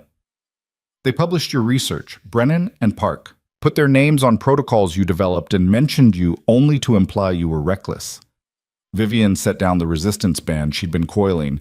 Ethan, this is exactly what I've been trying to tell you. They need to be exposed. You deserve credit for... Stop. Her voice was quiet but firm. I told you I don't want this. But I know what they're doing. I've known for 3 years. And my answer is still the same. I don't want to fight them. Why not? Because fighting them means becoming them. It means prioritizing credit over patients, politics over work, reputation over results. That's what destroyed the Institute in the first place. I won't become that. So you just let them win. They already won, Ethan, 3 years ago. Revisiting it doesn't change that. Oliver emerged from the bathroom. He looked between them, sensing tension. What's wrong? Nothing, Vivian said immediately. Your dad and I were just discussing something. Hey, great work today. Keep practicing the walking pattern we worked on. Okay. Oliver grabbed his crutches, still bringing them as backup, and headed for the door. After he left, Vivian turned to Ethan. I need you to let this go. I can't just... Yes, you can. Because holding on to anger about my past is the same as investigating my past. It's you deciding what I need instead of listening to what I'm telling you. I'm trying to help. I don't need that kind of help. I need you to trust that I know what's best for myself. Can you do that? It was a direct challenge, a test. Ethan wanted to argue, wanted to insist that justice mattered, that she was being too passive, that someone needed to fight for her. But looking at her expression, calm, Certain, tired of explaining herself, he realized this wasn't his call to make. "Yeah," he said. "I can do that." "Good, because I like working with Oliver. I don't want to have to stop again." The threat was implicit but clear. "Stay in your lane or lose this." "I'll drop it," Ethan said. "I promise." She studied him for a moment, then nodded. "See you Thursday." Ethan kept his word. Stopped the investigation, stopped following the medical journals for mentions of PMRI, stopped obsessing over people who'd wronged Vivian years ago. It was harder than he expected. The anger didn't just dissipate, it sat there, burning quietly every time he thought about what had been taken from her. But he channeled it elsewhere. Made substantial donations to pediatric neurology research at institutions that had nothing to do with PMRI. Funded scholarships for young researchers in Vivian's name, anonymously, because she'd specifically forbidden anything public. Small gestures, inadequate ones, but they helped him feel like he was doing something. 3 months into Oliver's treatment, Ethan arrived to pick him up and found Vivian in the lobby talking to the building manager. She looked agitated. "What's wrong?" he asked. "Lease issue. They're raising the rent 40%. I can't afford it." The building manager, a thin man with an apologetic expression, spread his hands. "I'm sorry. Building's been sold. New owners want market rate for all the units." "I'm paid through the end of the month," Vivian said. "After that—" She didn't finish the sentence. The building manager left. Vivian stood there looking defeated. "I'll cover the increase," Ethan said immediately. "No." "Vivian, I said no. I'm not taking your money. It's not charity. It's payment for Oliver's treatment. I charge you fair market rate for the sessions. That's separate from rent. Then consider it a grant. I give money to all kinds of medical research programs. I'm not a program. I'm not a charity case. And I'm not taking your money." Her pride was absolute, unyielding. "What are you going to do?" Ethan asked. "Find somewhere cheaper. There are other spaces." "Not with this kind of setup, not in a location this accessible." "I'll figure it out." But 2 weeks later, she still hadn't found anything. Ethan knew because Oliver asked every session whether they'd be moving to a new studio. "Still looking," Vivian would say. The end of the month approached. Vivian's last day in the space was a Friday. Oliver's session that day was subdued. Both of them knew it might be the last one for a while. "I'll find a new place," Vivian assured Oliver. "It might take a few weeks, but we'll keep working together." "Promise?" "Promise." But Ethan saw the doubt in her expression, saw her looking around the space she'd built, knowing she'd have to start over somewhere smaller, less equipped, possibly less convenient. That evening, he made a decision. He called the building's new owner, a development company he'd worked with on previous projects, asked about purchasing the entire building. "It's not for sale," the development rep said. "We just bought it. Everything's for sale at the right price." "Callaway, what are you doing?" "Making an investment. Send me your numbers." The negotiation took 3 days. Cost him more than the building was worth by any reasonable metric. But by Wednesday, Ethan owned the property. Thursday morning, he had his attorney draft a new lease for Vivian's unit. Same rent she'd been paying before. 10-year term. Locked rate. He brought it to her studio that afternoon before Oliver's session. Vivian was setting up equipment when he arrived early. "What's this?" she asked when he handed her the document. "New lease. Same rent as before." She scanned the first page, then looked up sharply. "You bought the building." "Made an investment. Good property in a developing neighborhood." "Ethan, the lease is standard.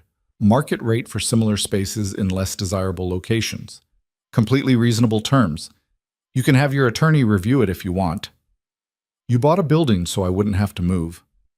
"I bought a building because it was a sound investment that happened to solve a problem." She stared at him. "This violates about 6 of my boundaries." "How?"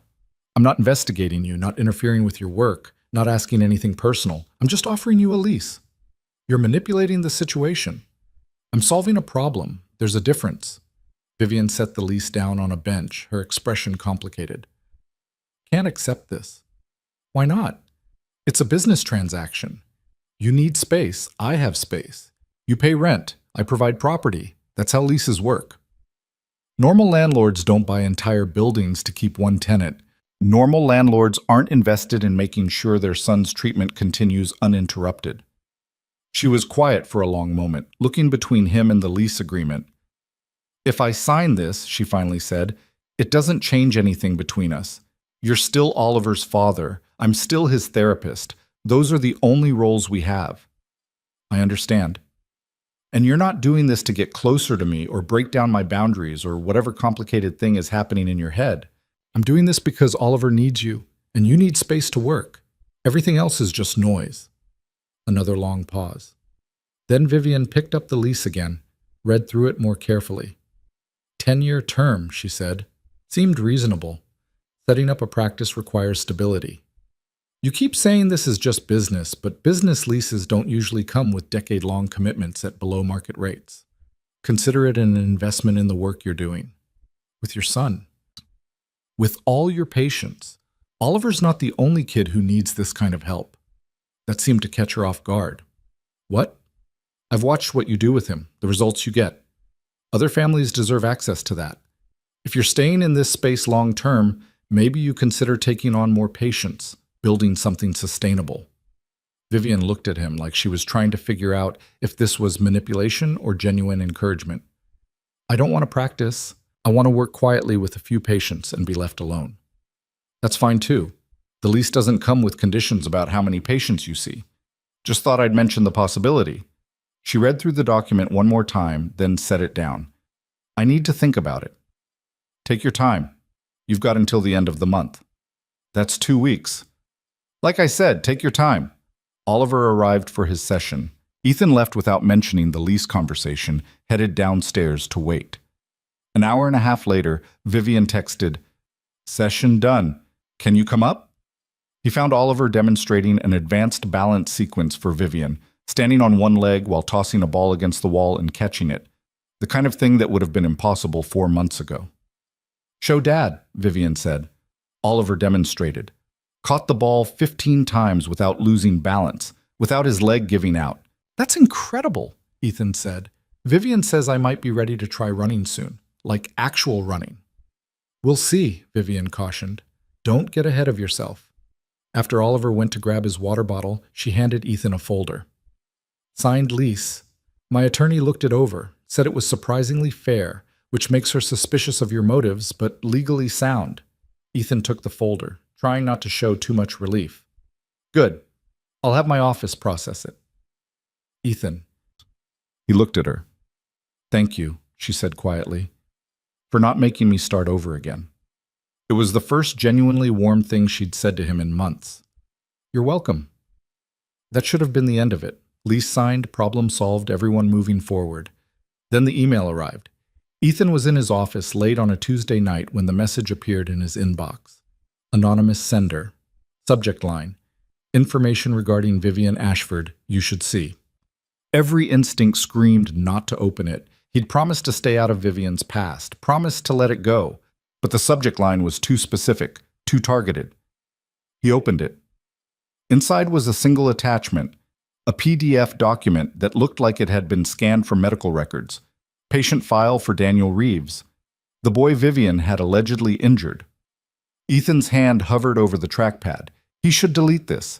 Should forward it to Vivian and let her decide what to do with it. Should do anything except read it. He read it. The file was extensive. Treatment notes, test results, progress documentation spanning the 8 weeks Daniel had worked with Vivian. Everything was meticulously documented. The boy's improvements were remarkable. Significant gains in motor function, coordination, strength. Then came week 9, the week everything went wrong. There were 2 sets of notes for that week. Vivian's, written in her precise handwriting, documenting her concerns about the board's new parameters. Her professional recommendation to maintain the current protocol. Her formal objection to the modifications. And then a second set of notes, typed official, entered into the system 3 days after the adverse event.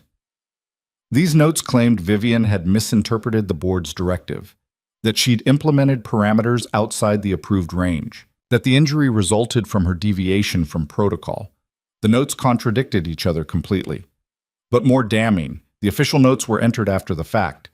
The timestamp showed they'd been added to the system days after the incident, while Vivian's handwritten observations were dated in real time.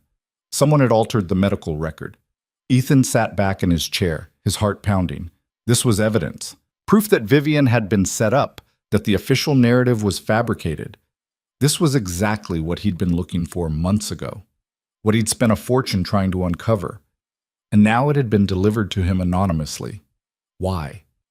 He checked the email metadata, routed through multiple proxies, untraceable. Someone wanted him to have this information.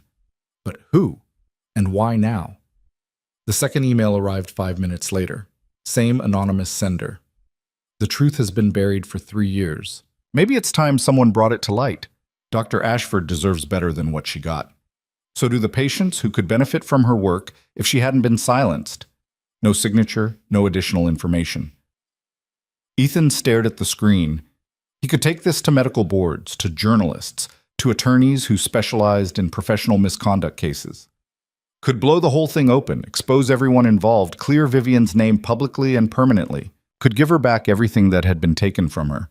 Or he could respect her explicit wishes and delete it. The choice should have been obvious. She'd told him repeatedly she didn't want this fight, didn't want her name dragged through another public scandal, wanted to work quietly and be left alone. But sitting there with proof of her innocence in his hands, knowing what it could mean for her future, deleting it felt like a betrayal of a different kind. Ethan forwarded both emails to Marcus. I need you to verify these documents are legitimate, quietly. Don't do anything else with them yet. Marcus called back within an hour. Where did you get these? Anonymous email. Are they real? They're real. I cross-referenced the dates with hospital system logs. Someone definitely altered those official notes post-incident. This is evidence of fraud, possibly conspiracy. Can you trace who sent it? Not easily. But Ethan, if you're thinking about using this, I'm not thinking anything yet. Just needed to know if it was legitimate. What are you going to do? I have no idea. He didn't sleep that night, just sat in his office, staring at the documents, trying to figure out the right move. By morning, he'd made a decision. He printed the files, put them in an envelope, and brought them to Vivian's studio before Oliver's Thursday session. She was stretching when he arrived early, looked surprised to see him. Oliver's not here yet, she said. I know, I came to give you something. He handed her the envelope. Vivian opened it, started reading. He watched her expression shift from confusion to recognition to something harder to read. Where did you get this? Her voice was very quiet. Anonymous email. I had it verified. It's legitimate. She finished reading, set the pages down carefully. You weren't supposed to be investigating. I wasn't. Someone sent it to me. I'm just passing it along. Why? Because it's yours. Your vindication, if you want it. Proof of what really happened. What you do with it is up to you. Vivian stared at the documents. Someone sent this to you, anonymously, and you have no idea who? None. That doesn't strike you as suspicious? Extremely suspicious, which is why I'm giving it to you instead of doing anything with it myself. She was quiet for a long time. This could change everything, she finally said. Clear my name. Get my medical license reinstated. Expose the people who destroyed my career. Yes. And you think I should use it? I think it's your choice, but you should know it exists and what it could do. Vivian picked up the pages again, read through them more slowly. Ethan watched her face, trying to read what she was thinking. If I use this, she said eventually, it means dragging everything back into the light. Medical board hearings, media attention, probably lawsuits. Years of fighting. Probably. And in the middle of all that chaos, I couldn't work. Couldn't help patients like Oliver. Would be too consumed by the legal battle to focus on anything else. Ethan hadn't thought about it that way. I fought so hard to build something stable here, Vivian continued. To find a way to do the work I love without the politics and institutions and complications. This, she gestured to the documents, pulls me right back into everything I left. But you'd be vindicated. At what cost? She looked at him directly. Is vindication worth giving up the life I've built? The work I'm doing now? I don't know. That's not my call to make. No, it's not. She set the papers down. But you brought it to me anyway, even though I told you to stay out of my past. Someone put this in my hands. I wasn't going to keep it from you. That's even though you knew I probably wouldn't use it the way you think I should. It's not about what I think. It's about giving you the choice. Vivian studied him for a moment. You've changed from the guy who showed up at my house demanding I explain myself. I'm trying to. I can see that. She picked up the documents again, tapped them against her palm thoughtfully. I need time to think about this. Take all the time you need. Oliver's arrival ended the conversation. The session proceeded normally, or as normally as possible with the weight of those documents sitting in Vivian's office. Over the next week, she didn't mention them. Didn't tell Ethan what she'd decided. Just continued working with Oliver like nothing had changed. Then, 8 days after he'd given her the files, she called him. Can you come to the studio? Without Oliver, we need to talk. Ethan drove there immediately, his stomach tight with anxiety. Vivian was waiting in the studio space. The documents were spread across a table. I've made a decision, she said. Okay. I'm not using these. I'm not reopening the case, not pursuing vindication, not fighting the people who framed me. Ethan had expected this, still felt disappointed. Why not? Because you were right about one thing. What they did was criminal. They should face consequences. But you were wrong about another thing, that I need to be the one to deliver those consequences. I don't understand. I spent 3 years consumed by what happened to me, by the unfairness of it, the injustice. It ate me alive, Ethan. Took everything from me except the anger. And I finally realized holding on to that anger was doing more damage than they ever did. So you just let them get away with it. I let myself get away from it. There's a difference. She gestured to the documents. These prove I was right, that I was innocent, that they lied. And knowing that is enough. I don't need the world to know. I just needed to know. But your career? My career is what I make it. Right now, I'm helping kids who need it. Working on my own terms. Not answerable to boards or institutions or people who value politics over patients. Maybe that's not as prestigious as my old position. Maybe it's not what I imagined for myself. But it's real. And it's mine. Ethan didn't know what to say. I'm keeping the documents, Vivian continued, as insurance. If anyone from PMRI comes after me again, I have proof of what really happened. But otherwise, I'm letting this go. Moving forward instead of looking back. That's very mature of you. She laughed, but it wasn't entirely happy. It's self-preservation. Fighting them would destroy the peace I've managed to build. And I'm not willing to sacrifice that. Not even for justice. I understand. Do you? Because I'm not sure you do. You're still so focused on fixing the past, on making things right. Sometimes things can't be made right. They can only be survived and moved past. The words hit harder than she probably intended. Is that what you think I'm doing? Trying to fix the past? Aren't you? Every time you try to clear my name or expose the people who hurt me or buy buildings so I don't have to move, you're trying to fix something that's already broken. And I appreciate the impulse. I do. But it's exhausting to be someone's project. You're not a project. Then what am I? The question hung in the air between them. Ethan wanted to say she was important, that she'd become more than Oliver's therapist somewhere along the way, that he admired her strength and her principles and the way she'd rebuilt herself from nothing. But all of that felt too close to the boundaries she'd drawn. You're someone who deserves better than what happened to you, he finally said. Maybe, but that's not your burden to carry. She gathered up the documents, slid them back into the envelope. I need to set up for Oliver's session tomorrow. Was there anything else? It was a dismissal, gentle but clear. No, Ethan said. That's all. He left feeling like he'd somehow failed a test he hadn't known he was taking. That night, he got another email from the anonymous sender. She won't use the evidence. I thought you should know. Which means someone else will have to. Ethan stared at the message, ice forming in his stomach. Whoever had sent the original documents hadn't done it just to give Vivian a choice.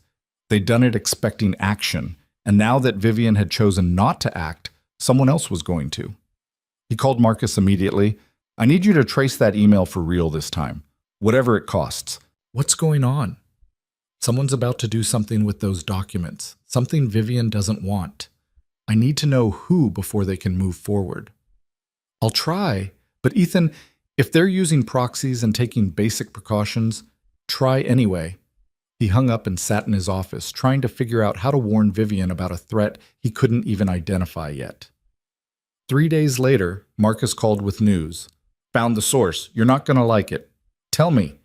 The emails came from Dr. Sarah Lynn, the researcher who called you months ago about Vivian's case.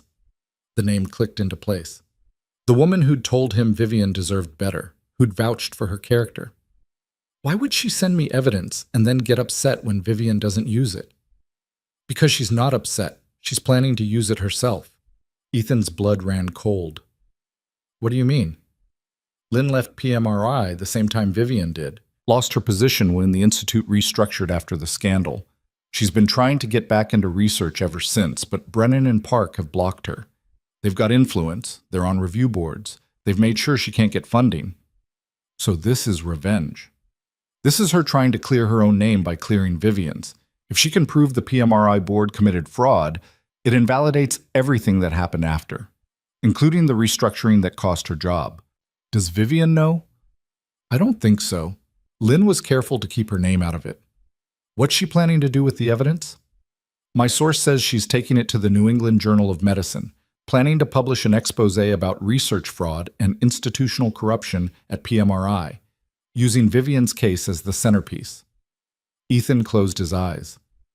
That's exactly what Vivian doesn't want. I know, but there's nothing illegal about it. The documents are authentic, the story is newsworthy, and Lynn has every right to expose what happened.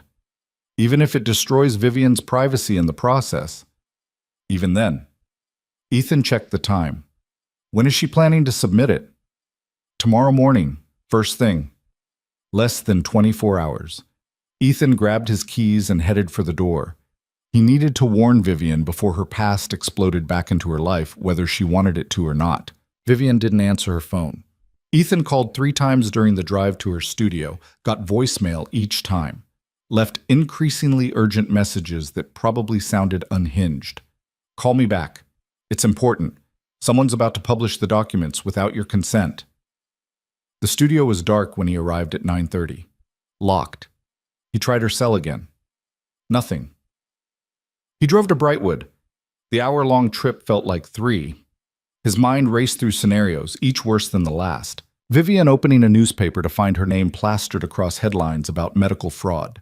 Her carefully rebuilt life demolished by someone else's crusade for justice. Oliver asking why his therapist was suddenly famous for all the wrong reasons. The house in Brightwood was dark too.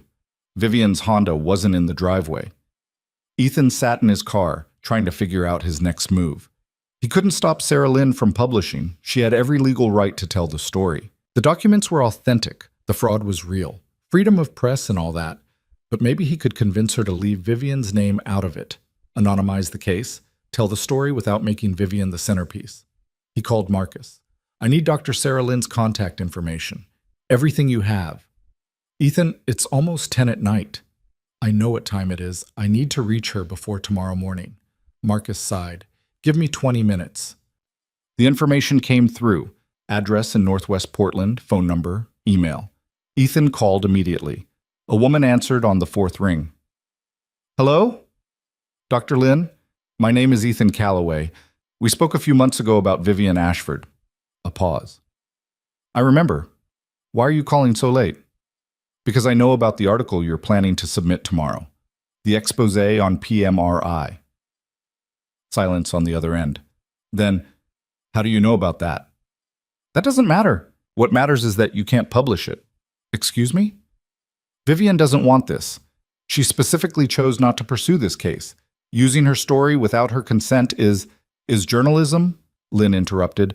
The documents are authentic. The fraud happened. The public has a right to know about institutional corruption in medical research. But you don't have to use Vivian's name. You could anonymize the case, tell the story without making her identifiable. The story doesn't work without context. Vivian was a rising star in the field. Her research was groundbreaking, and powerful people destroyed her career to steal her work. That's the narrative that makes this matter. That narrative destroys her privacy. Her privacy was destroyed 3 years ago when PMRI made her a scapegoat. I'm just setting the record straight. Ethan gripped the phone tighter. Did you ask her? Did you even tell her you were planning this? I sent her the documents, gave her the opportunity to use them herself. She chose not to. That's her choice. But it doesn't obligate me to stay silent about something that matters to the entire field. This isn't about the field for you. This is about getting back at Brennan and Park for blocking your career. Lynn's voice went cold. My motivations don't change the facts. They committed fraud. They ruined lives. Someone needs to expose them. But why does it have to be Vivian who pays the price? Again? She's not paying the price. She's getting vindication. She doesn't want vindication. She wants to be left alone. Then she should have fought back 3 years ago when it mattered. She didn't. So now someone else has to. The self-righteousness in her tone made Ethan want to throw his phone. Please, he said, forcing his voice to stay level. Just talk to her before you submit anything. Give her a chance to tell you herself what she wants. I tried that. She didn't respond to my messages. What messages? I sent her emails. 3 of them over the past week, explaining what I plan to do, asking for her input. She never replied. Ethan felt ice in his stomach. When did you send them? The first one 5 days ago, the last one yesterday. Which meant Vivian had known this was coming, had known and hadn't said anything to Ethan. I'm submitting the article at 8 a.m. tomorrow, Lynn continued. If Vivian wants to weigh in before then, she knows how to reach me. But with or without her blessing, the story is going public. She hung up. Ethan sat in his car outside Vivian's empty house, trying to process. She'd known. For almost a week, she'd known someone was about to expose her case, and she'd said nothing. Why? His phone rang. Finally, Vivian. Where are you? He asked instead of hello. Driving. I got your messages, all 7 of them. Did you know about Lynn's article? Yes. For how long? Since she first emailed me. Why? Why? Because she's about to publish your story without your consent and you didn't think that was worth mentioning? It's not my story to control anymore. She has the evidence. She has the right to publish it. What was I supposed to do? Fight it. Tell her no. Refuse to let her use your name. I can't refuse. The documents are public record now. The case is a matter of public interest. I don't have legal grounds to stop her. Ethan wanted to scream. So you're just giving up? I'm accepting reality. There's a difference. Where are you right now? That's not relevant. Vivian, I need some time, Ethan, to figure out how to handle what's coming. I'll contact you when I'm ready. Don't do this. Don't disappear again. I'm not disappearing. I'm protecting what's left of my privacy while I still can. What about Oliver? He has a session Thursday. A long pause. Cancel it. For how long? I don't know yet. Vivian, please, I have to go. I'm sorry. The line went dead. Ethan tried calling back. It went straight to voicemail. He drove home feeling like he'd just watched a car crash in slow motion and been powerless to stop it. Oliver was already asleep when he got back. Ethan stood in the doorway of his son's room, watching him breathe evenly, blissfully unaware that the person who'd given him hope was about to have her life turned inside out. Again. The article hit at 8:15 the next morning. Not the New England Journal of Medicine, they apparently had longer review processes, but a major medical news outlet that specialized in investigative journalism. The headline was damning. Stolen research, fabricated records. How Portland Medical Research Institute destroyed a brilliant career to cover up fraud. Ethan read it on his phone over coffee he couldn't taste. Lynn had been thorough. She laid out the entire timeline. Vivian's groundbreaking research, the board's suspicious intervention, Daniel Reeves' injury, the altered medical records. She included expert testimony from other researchers who confirmed Vivian's protocols were sound. She traced the money, showing how board members profited from methodologies that looked remarkably similar to Vivian's work. And she used Vivian's name, extensively, with photos from her time at PMRI, professional headshots from conference presentations, images of her receiving research awards, screenshots of her published papers. Dr. Vivian Ashford, brilliant neuroscientist. Dr. Vivian Ashford, victim of institutional corruption. Dr. Vivian Ashford, vindicated at last. The article positioned her as a hero, a martyr to truth, a cautionary tale about the dangers of prioritizing profit over patients. Ethan could see exactly why Vivian would hate every word of it. His phone started ringing before he'd finished reading. Marcus first, then his attorney David, then two different reporters who'd somehow gotten his number and wanted comments about Vivian's current work with Oliver. He ignored all of them. By noon, the story had been picked up by mainstream media. NPR did a segment. The New York Times ran a follow-up piece. Medical Twitter exploded with outrage about PMRI and praise for Vivian's courage. Except Vivian hadn't shown courage. She'd actively tried to avoid this. Oliver came home from school confused. "Dad, some kids were asking me about Vivian, saying they saw her picture on the news. What's going on?" Ethan had prepared for this conversation. Didn't make it any easier. "Remember how I told you Vivian used to work at a big research hospital before she started her own practice?" "Yeah." "Well, some people at that hospital did some bad things. Made it look like Vivian made mistakes she didn't make. And now the truth is coming out. Is Vivian in trouble?" "Nobody. The opposite. People are realizing she was right all along." "Then why do you look worried?" "Because your 7-year-old is too perceptive for his own good," Ethan thought. "Because Vivian likes her privacy, and having her story all over the news isn't what she wanted." "Can we call her? Make sure she's okay?" "I've tried. She's not answering right now." Oliver's face fell. "Is she mad at us?" "No, she's just dealing with a lot." "Will she still be my therapist?" "I don't know." It was the most honest answer Ethan could give, and the one that made Oliver's eyes fill with tears he tried to hide by turning away. By the third day, the story had reached critical mass. PMRI issued a statement denying all allegations. Brennan and Park released a joint letter defending their research and calling Lynn's article sensationalized fiction from a disgruntled former employee. Their denial lasted exactly 6 hours before two other researchers from their old team came forward with their own stories about stolen work and falsified data. Then a lawyer representing Daniel Reeves' family issued a statement saying they'd been pressured to settle and were considering reopening their case in light of new evidence. The whole thing was becoming exactly what Vivian had feared, a public spectacle where her life became a chess piece in other people's battles. Ethan tried her number every day. Left messages he knew she wouldn't answer, sent texts that went unread. On day 5, Marcus called with news. The medical board has opened an investigation into PMRI. They're reviewing Vivian's case specifically, talking about reinstating her license. Has anyone told Vivian? They've been trying to reach her. She's not responding to them either. Where is she? I don't know. But Ethan, you need to back off. Let her come to you when she's ready. She's been gone almost a week. Oliver keeps asking when she's coming back. I know, but pushing won't help. Ethan knew Marcus was right. Didn't make the waiting any easier. Day 7, Oliver had a meltdown, complete breakdown at dinner, throwing his plate across the kitchen and screaming that nothing was fair and everyone always left him. Ethan held his son while he cried, feeling the weight of every decision that had led to this moment. She's coming back, he said, hoping it was true. She just needs time. You said that about Mom. Oliver's voice was muffled against Ethan's shoulder. And she didn't come back. The comparison hit like a physical blow. Oliver's mother had died when he was 4, sudden illness, nothing anyone could have prevented. But to a 7-year-old, the result was the same. Important people disappeared and didn't come back. Vivian's not Mom, Ethan said carefully. She's just taking a break, that's different. How do you know? Because she promised you she'd help you walk. And Vivian doesn't break promises. He said it with more confidence than he felt. Day 9, Ethan's phone rang at 6 in the morning. Unknown number. Mr. Calloway? This is Janet Reeves, Daniel's mother. Ethan sat up immediately. Mrs. Reeves.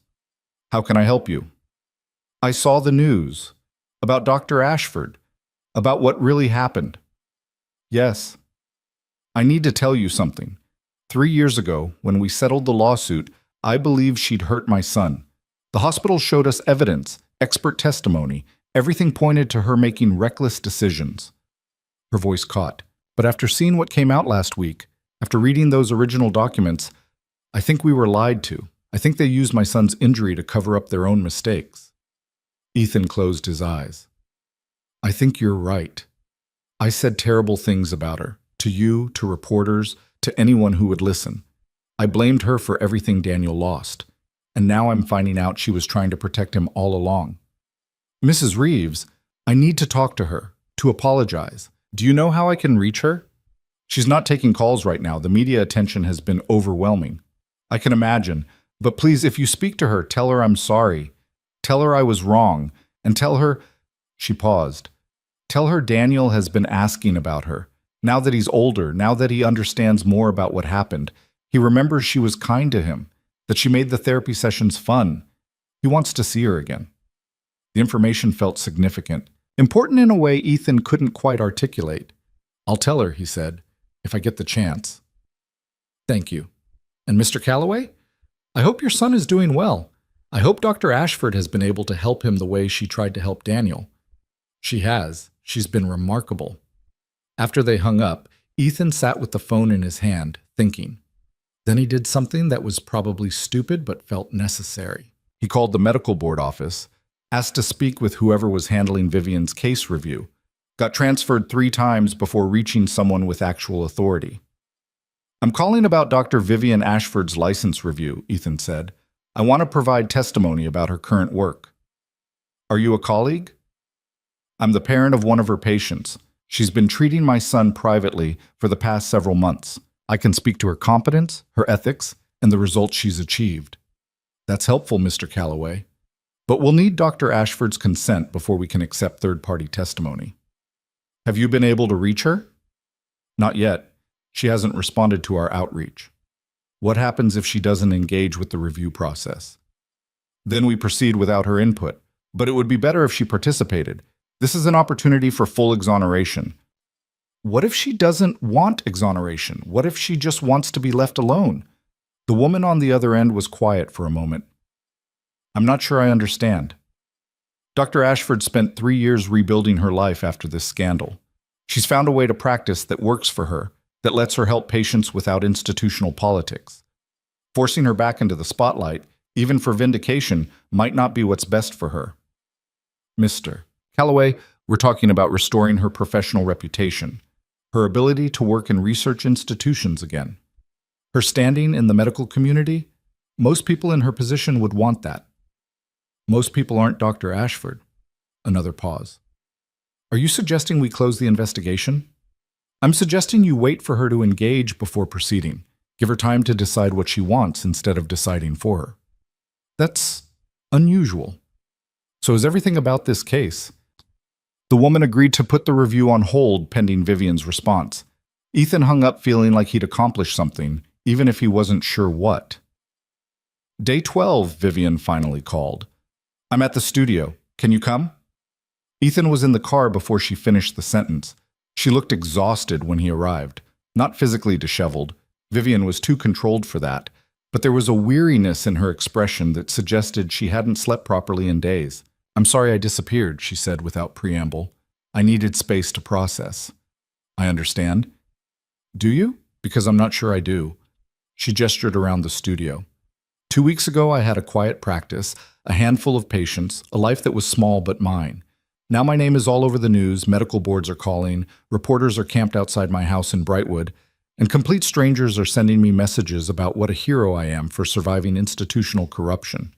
You didn't ask for any of that. No, but it's happening anyway, because someone decided my story needed to be told whether I wanted it told or not. The bitterness in her voice was sharp.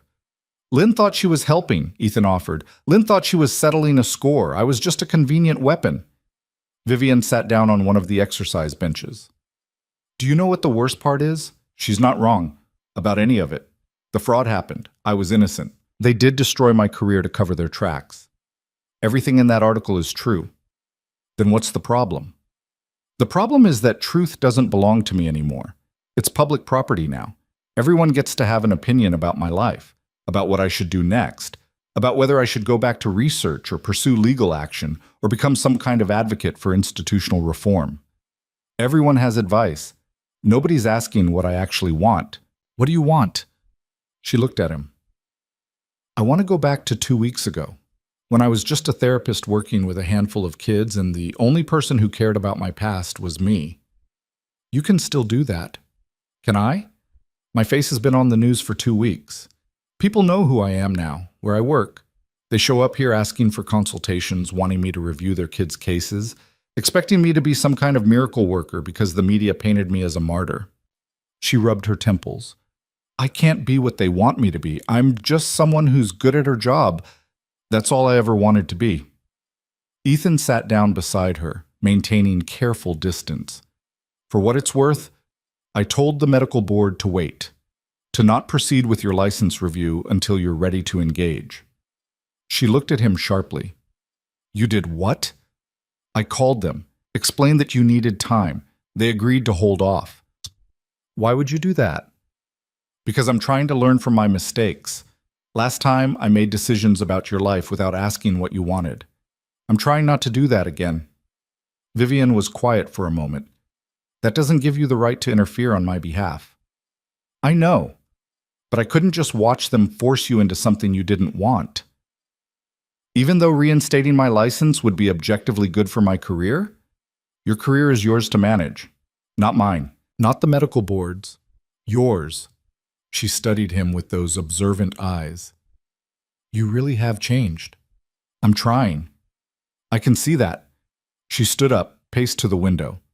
I've been thinking a lot over the past 2 weeks about what matters, about what I want my life to look like going forward. And I realize that running away every time things get complicated isn't actually solving anything. It's just postponing the inevitable next crisis. What are you saying? Vivian turned to face him. I'm saying I'm tired of hiding, tired of letting fear dictate my choices. Tired of building a life so small and controlled that nothing can hurt me because nothing matters enough to hurt. Vivian, let me finish. When I worked with Oliver, when I let myself care about his progress and his future, I remembered why I got into this field in the first place. Not for the prestige or the publications or the institutional affiliations, for the patients. For moments when a kid who thought he'd never walk takes his first independent steps. That's what matters. And I've been so focused on protecting myself from being hurt again that I forgot what I was protecting myself for. Ethan felt something shift in his chest. What are you going to do? I'm going to accept the medical board's review. Let them reinstate my license if that's what they decide. Not because I want to go back to institutional research, but because having an active license opens doors. Lets me work with more patients. Gives me credibility that makes it easier to help kids whose parents are skeptical of someone working out of a converted warehouse studio. That's a big decision. I know, but it's mine. On my terms. Not because Sarah Lynn forced my hand, or because you tried to fix things for me, or because the internet thinks I deserve vindication. Because I decided I'm ready to stop hiding. I think that's incredibly brave. We'll see. It might be incredibly stupid. She managed a small smile.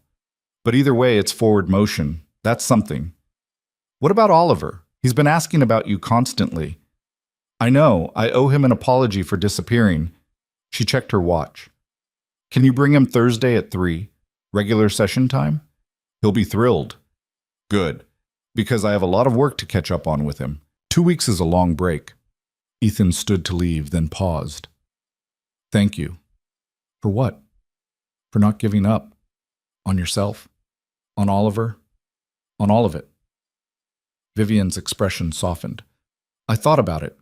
Seriously considered just disappearing completely. Starting over somewhere else with a different name. But then I realized I've already done that once. It didn't fix anything, just delayed having to face it all. So you're facing it now. So I'm facing it now. She walked him to the door. Tell Oliver I'm looking forward to Thursday. And Ethan?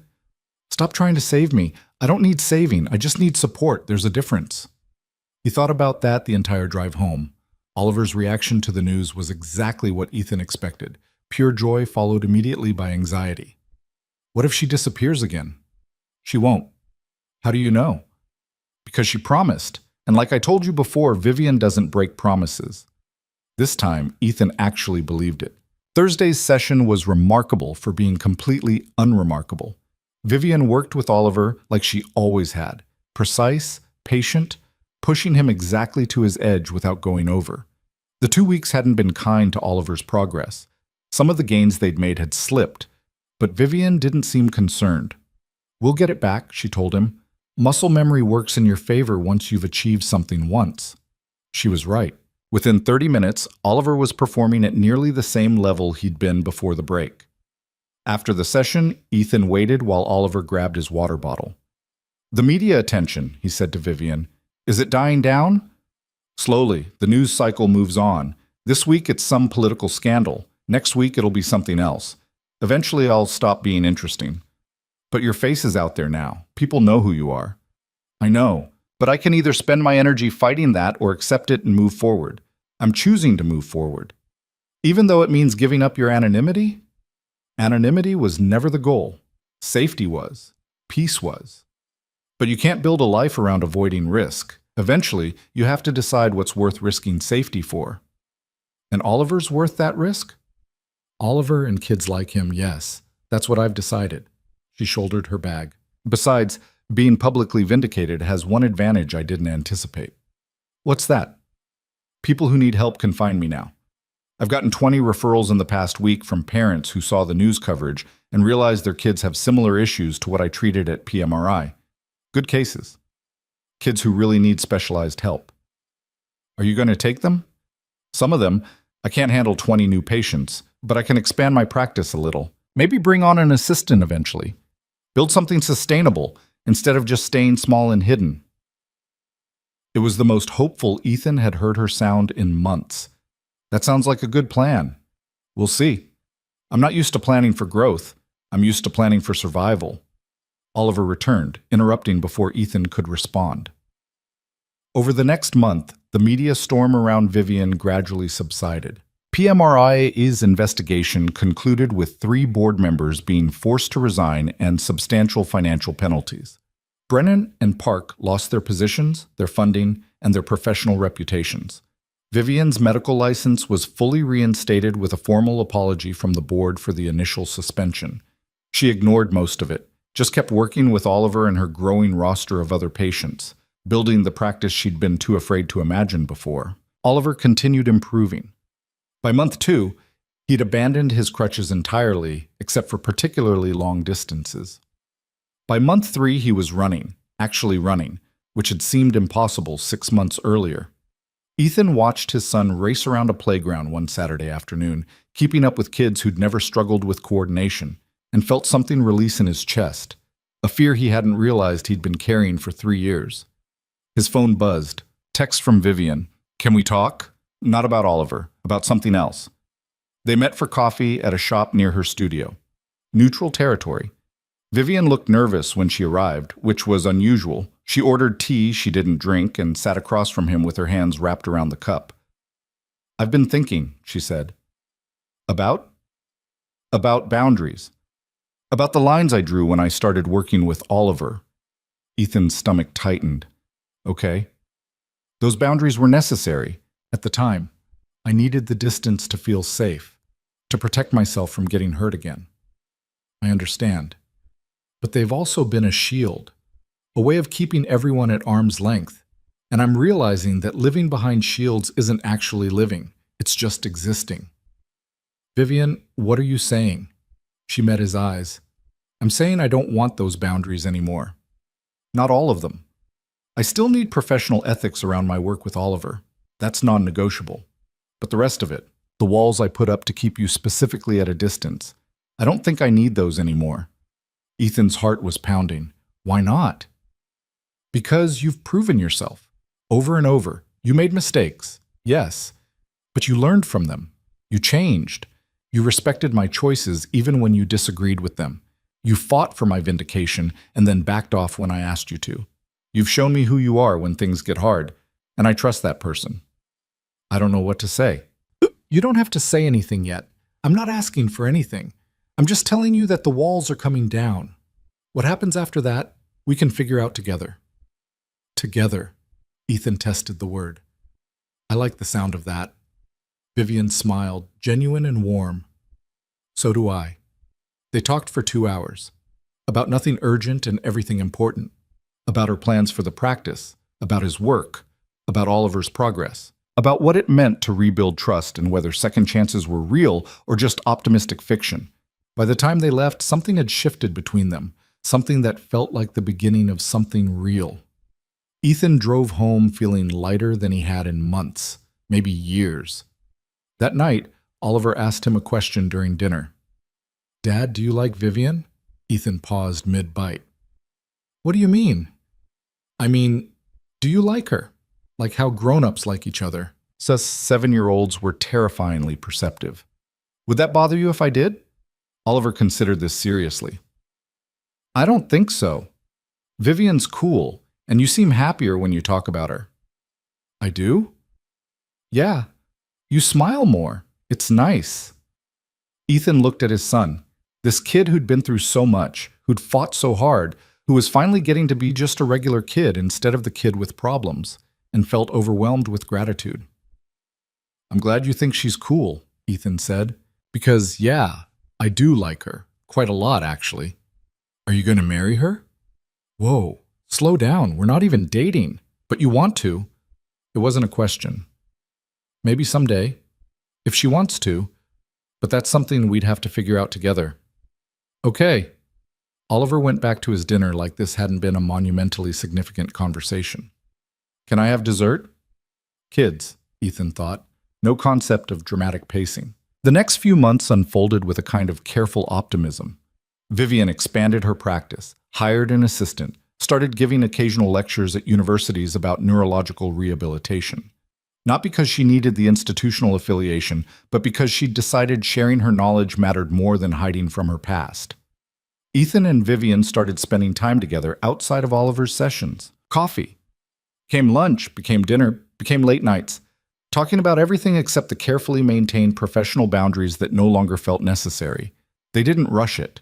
Both of them had learned the hard way what happened when you moved too fast, trusted too easily, assumed stability that wasn't earned. But slowly, carefully, they built something real. Oliver thrived. Started playing soccer, which would have been unthinkable a year earlier. Made friends who didn't define him by his limitations, because he didn't have the same limitations anymore. 6 months after Vivian's boundaries speech, Ethan took her to dinner at an expensive restaurant she would have hated a year ago, but had learned to tolerate because he enjoyed treating her occasionally. "I have something to tell you," he said over dessert.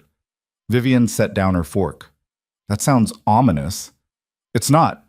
At least I hope it's not." He pulled out a folder. "I established a foundation for pediatric neurological research and treatment. Fully funded, independent board. No institutional affiliations." She opened the folder, scanned the documents. "Ethan, this is a lot of money.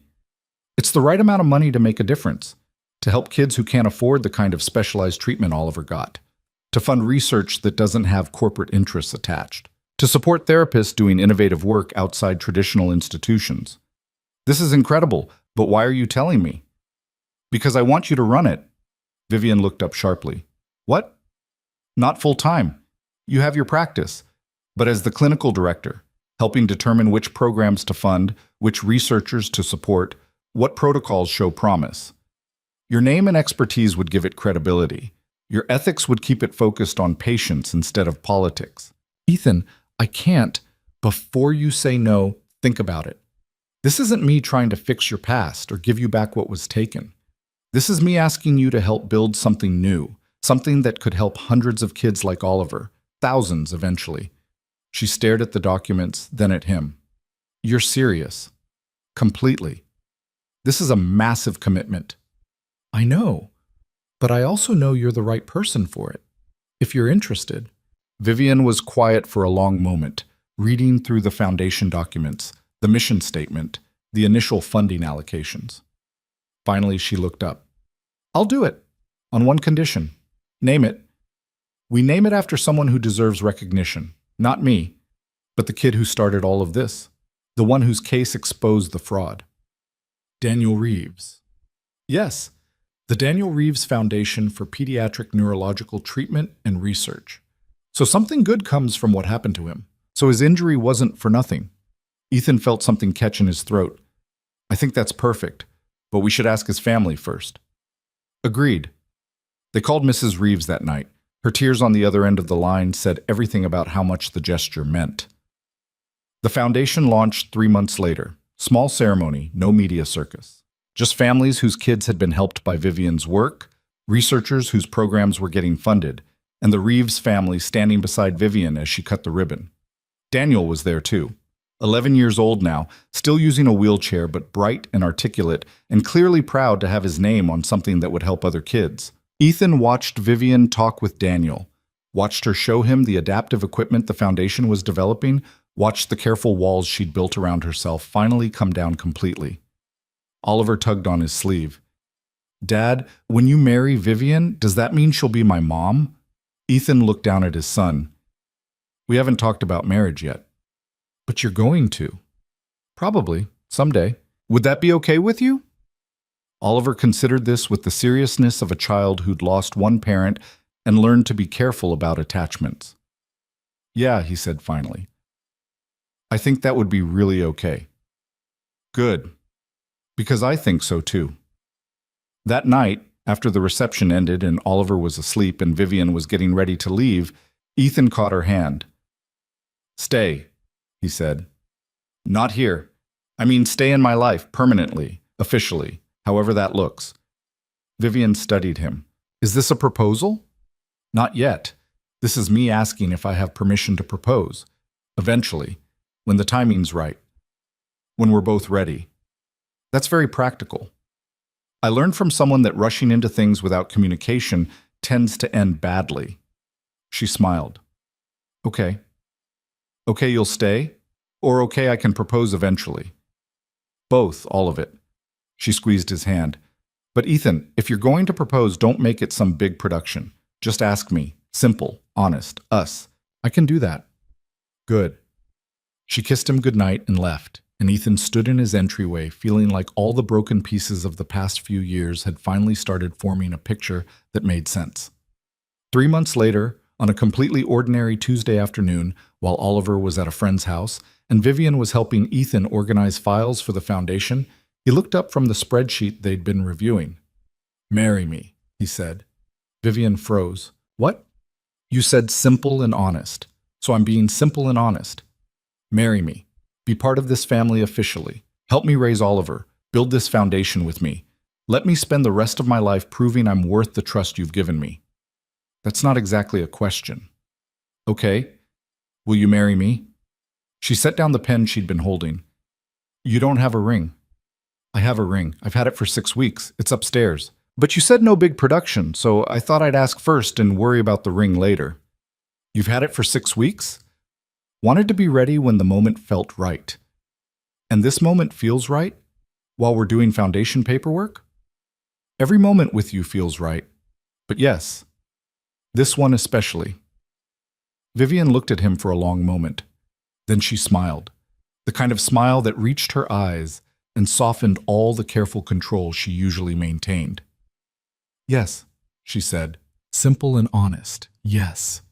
Ethan crossed the room and kissed her, and somewhere in the back of his mind was the thought that they'd come so far from that diner where she'd first adjusted Oliver's grip on his crutches, and somehow every mistake and detour and painful revelation had led exactly here. To yes. To the beginning of something neither of them had dared imagine a year ago. To a family being built from broken pieces and second chances, and the stubborn refusal to give up on people who mattered. Oliver's reaction when they told him that evening was characteristically direct. "Finally, I was starting to think you'd never figure it out." "You knew we'd get married?" Ethan asked. "Dad, I'm 7, not blind. You guys look at each other like you're the only people in the room. It's kind of gross, but also nice." Vivian laughed. "Noted. We'll try to keep this grossness to a minimum." "It's okay. You make Dad happy, and you fixed my legs, so I guess I can handle some grossness." That night, after Oliver was asleep, Ethan and Vivian sat on the back deck looking at the city lights. "Are you sure about this?" she asked. "About all of it? The marriage, the foundation, the very public life that comes with it?" "I'm sure about you. The rest we'll figure out as we go." "That's not very reassuring." "No, but it's honest." She leaned against him. "I never thought I'd have this. After everything that happened, I thought maybe I'd find a way to work again, to help some patients quietly, but this," she gestured broadly at the house, at the life they were building, "this seemed impossible." "Good things usually do." right up until they're real. When did you become philosophical? When I met someone who made me want to be better than I was. That's very sweet. Also probably untrue. You were already better. You just didn't know it yet. Either way, I'm glad you stuck around long enough to find out. Me too. They sat in comfortable silence, watching the city breathe below them, both of them thinking about the long road that had led here and the longer road still ahead. It wouldn't be perfect. They both knew that. There would be challenges and setbacks and days when the past threatened to overwhelm the present, but they'd face it together. With Oliver. With the foundation. With the life they were choosing to build instead of the ones that had been forced upon them. That was worth everything. The wedding happened on a Saturday in May, 6 months after the proposal. Small ceremony in the backyard of the house Ethan had bought years ago, thinking it would just be him and Oliver forever. Turned out forever looked different than he'd imagined. Better. Vivian wore a simple dress, cream-colored, nothing elaborate. She'd refused the big wedding Ethan's mother had tried to push on them, insisted on something intimate, immediate family, close friends, the kids from her practice who'd become extensions of her life. Oliver stood beside Ethan as best man, wearing a suit that made him look older than 8. He'd written his own speech for the reception. Ethan had helped with spelling, but the sentiment was all Oliver. "Vivian fixed my legs," the kid said into a microphone that was comically large for him. "But she also fixed our family. Dad was sad before, even when he pretended not to be. Now he's actually happy. So I guess what I'm saying is thank you for marrying us. Both of us." There wasn't a dry eye in the crowd. The reception was still going when Ethan found Vivian standing alone near the garden, looking at the sunset. "Hiding from your own wedding?" he asked. Taking a moment. Big crowds still make me nervous. "You gave a lecture to 300 people last month." "That's different. That's work. This is personal." Ethan wrapped an arm around her waist. "Having regrets already?" "None. Just overwhelmed. Good overwhelmed, but still. We can leave early if you want. Go to the hotel, start the honeymoon." "And Miss Oliver's cake-cutting ceremony? He's been planning that for weeks." Oliver had insisted on helping design the cake. 3 tiers featuring soccer balls and neurons, which the baker had somehow managed to make work aesthetically. They went back inside, cut the cake, threw the bouquet, danced to a song Oliver had picked because he thought it was romantic, even though the lyrics were questionable at best. Mrs. Reeves approached them near the end of the night, Daniel in his wheelchair beside her. "Thank you for inviting us," she said. "It means more than you know." "You're family now," Vivian said simply. "The foundation is named after your son. That makes you part of this." Daniel looked up at Vivian. "Can I ask you something?" "Of course." "Do you still think about what happened when I got hurt?" Vivian crouched down to his eye level, didn't hesitate. "Every day. But Daniel, what I think about isn't the injury. It's how brave you were during treatment, how hard you worked, how much you helped me understand what I needed to do differently to help other kids." "Really? Really? You taught me as much as I taught you, maybe more." The kid smiled, and Ethan saw Mrs. Reeves wipe her eyes. Later, after most guests had left and Oliver was asleep upstairs with Ethan's sister watching him, Vivian and Ethan sat on the back steps. "That was good," Ethan said. "What you told Daniel." "It's true. That case haunted me for years, but not because I felt guilty. I knew I'd done everything right. It haunted me because I couldn't fix it, couldn't give him back what he lost." "You gave him something else, though, purpose. His name on a foundation that's already helped 24 kids. It's not the same as walking." "No, but it matters." Vivian leaned her head on his shoulder. "I keep waiting for the other shoe to drop. For something to go wrong. That's what my brain does. Expects disaster." "Nothing's going to go wrong."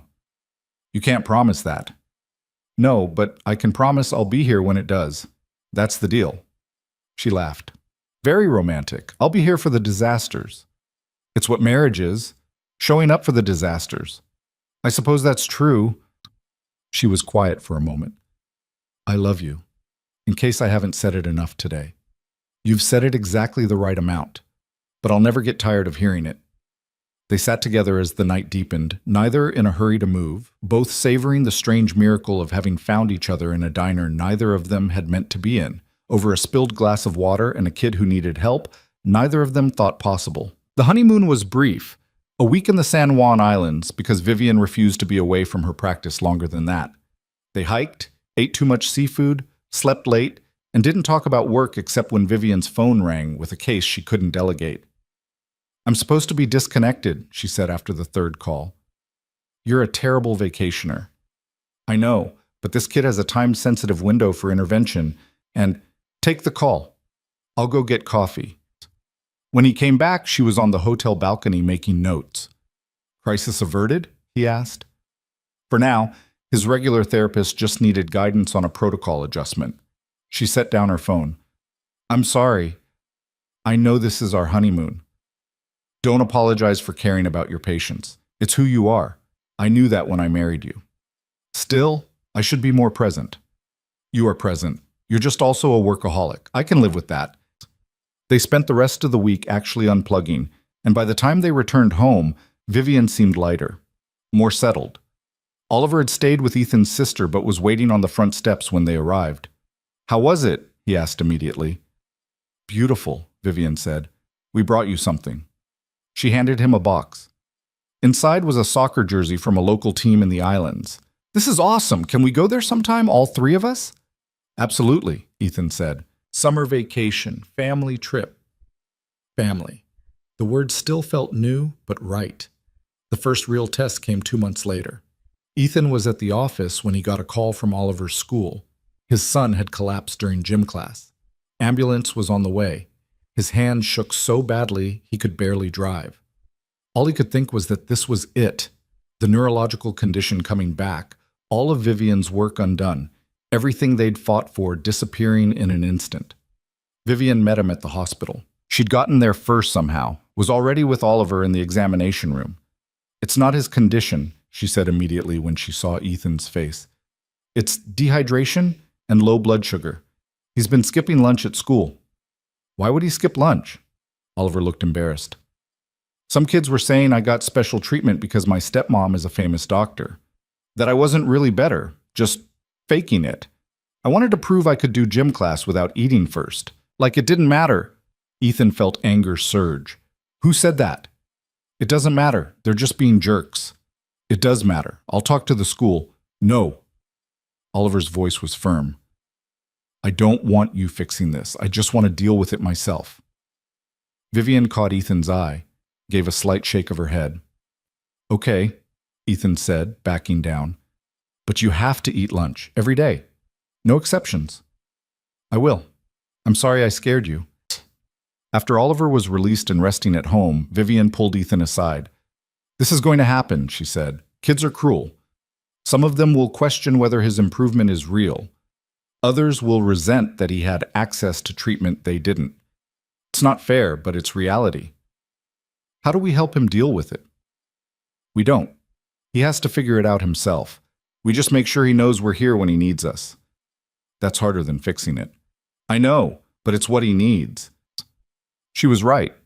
Over the next few weeks, Oliver worked through the social dynamics himself, made friends with kids who didn't care about his medical history, learned to ignore the ones who did, developed the kind of resilience that couldn't be taught, only earned. The foundation grew faster than anyone expected. Within a year, they'd funded treatment for over 100 kids, supported research at 6 universities, and established a training program for therapists working with neurological conditions. Vivian's role expanded. She still saw patients directly, refused to give that up, but also spent time reviewing cases, consulting on difficult protocols, mentoring younger therapists. One afternoon, she came home looking troubled. "What's wrong?" Ethan asked. "I got a call from PMRI, the new administration. They want to offer me a position, department head, full research budget, institutional support." Ethan set down the foundation proposal he'd been reading. "What did you say?" "That I'd think about it. But Ethan, I don't want to go back there. Even with new leadership, that place has too much history." "Then say no. It's a major opportunity. The kind of position I worked my entire career to earn, before everything fell apart. And you've built something better than what they're offering, something that's actually yours." "But what if I'm making a mistake? What if turning this down means missing out on what? Politics? Institutional bureaucracy? Having your work second-guessed by committees? Ethan moved closer. You have a practice where you see patients directly. A foundation where you determine which research gets funded. Complete autonomy over your work. What can they offer that's better than that? Vivian was quiet. Validation, I guess. Proof that I've been rehabilitated in their eyes. You don't need their validation. You never did. Logically, I know that. But emotionally, you're still that person who got destroyed by that institution and wants them to acknowledge they were wrong. I get it. But Vivian, they already acknowledged it. The investigation cleared you. The board apologized. You don't owe them anything, including the satisfaction of getting you back. She nodded slowly. You're right. I know you're right. It's just hard to let go of what I thought I wanted. What do you actually want, not what you think you should want? What makes you happy right now? Vivian looked around their living room, at the foundation files spread across the coffee table, at the photos of Oliver's recent soccer game on the mantle, at the life they'd built together. This, she said, I want this. Then keep this. Tell PMRI thanks, but no thanks. She did. The rejection was polite but firm. And when she hung up the phone after delivering it, Ethan watched relief wash over her face. How do you feel? He asked. Free. Actually free. For the first time in years. That freedom showed in everything she did. Her practice flourished. The foundation expanded to include educational programs for families, support groups for parents, advocacy work for insurance coverage of specialized treatments. Oliver turned 9, then 10, started middle school, made the soccer team, brought home report cards that showed he was thriving academically and socially. One evening at dinner, he asked, Can I invite Daniel to my birthday party? Of course, Vivian said. We'd love to have him. Some of my friends might be weird about the wheelchair. Is that okay? That's life, buddy. Some people will always be weird about things they don't understand. The question is whether you're okay with it. I am. Daniel's cool. Anyone who can't see that isn't worth being friends with anyway. Ethan and Vivian exchanged a look over his head. Their kid was growing up, developing values and boundaries and the kind of character that came from experience, not instruction. The birthday party was chaotic and loud and perfect. Daniel fit in seamlessly, and Oliver's friends treated him like any other kid, which was exactly what he needed. Mrs. Reeves pulled Vivian aside during the party. I wanted you to know Daniel's been asking about treatment again. Now that he's older, he understands more about what's possible. He wants to know if there's anything that could help. Vivian's expression shifted to professional assessment mode. How much function does he have currently? Limited use of his left arm, nothing below the waist. But his cognitive function is perfect, and he's incredibly motivated. Let me review his current medical records. I can't promise anything, but there are some newer protocols that might offer improvement. Not full recovery, but potentially better quality of life. That's all we want, a chance. I'll call you next week. We'll set up a consultation. After Mrs. Reeves walked away, Ethan found Vivian. You're taking him on as a patient? If the review suggests treatment could help, yes. I owe him that much. You don't owe him anything. What happened wasn't your fault. I know, but he deserves a chance at improvement, and now I have the resources and knowledge to give him that chance. That matters more than guilt or obligation. She started working with Daniel 3 weeks later. Progress was slow, his case was complicated by years of adapted patterns, but real. Over 6 months, he gained significant improvement in his left arm function, started using adaptive equipment that gave him more independence. The work was hard, emotionally draining for Vivian in ways Oliver's case had never been. But she never complained, never backed away. It's healing something in me, she told Ethan one night. Being able to help him after everything that happened. Like maybe the whole disaster wasn't completely pointless if it leads to this. You're allowed to feel good about this. It doesn't erase the past, but it matters. I know. I'm learning that. Slowly. The Foundation's second annual gala was bigger than the first. 200 guests, major donors, families whose kids had been helped by the programs they funded. Vivian gave a speech that brought the room to silence. 3 years ago, I thought my career was over, that my ability to help patients had been permanently destroyed by circumstances beyond my control. What I learned was that careers are just structures. What matters is the work. And the work continues as long as you're willing to show up for it, regardless of circumstances. She talked about Oliver, about Daniel, about the other kids whose lives had been changed by treatments the foundation supported. None of this would exist without one very persistent father who refused to give up on his son, who took a chance on someone with a complicated past because he believed results mattered more than reputation. Ethan, this is as much yours as mine.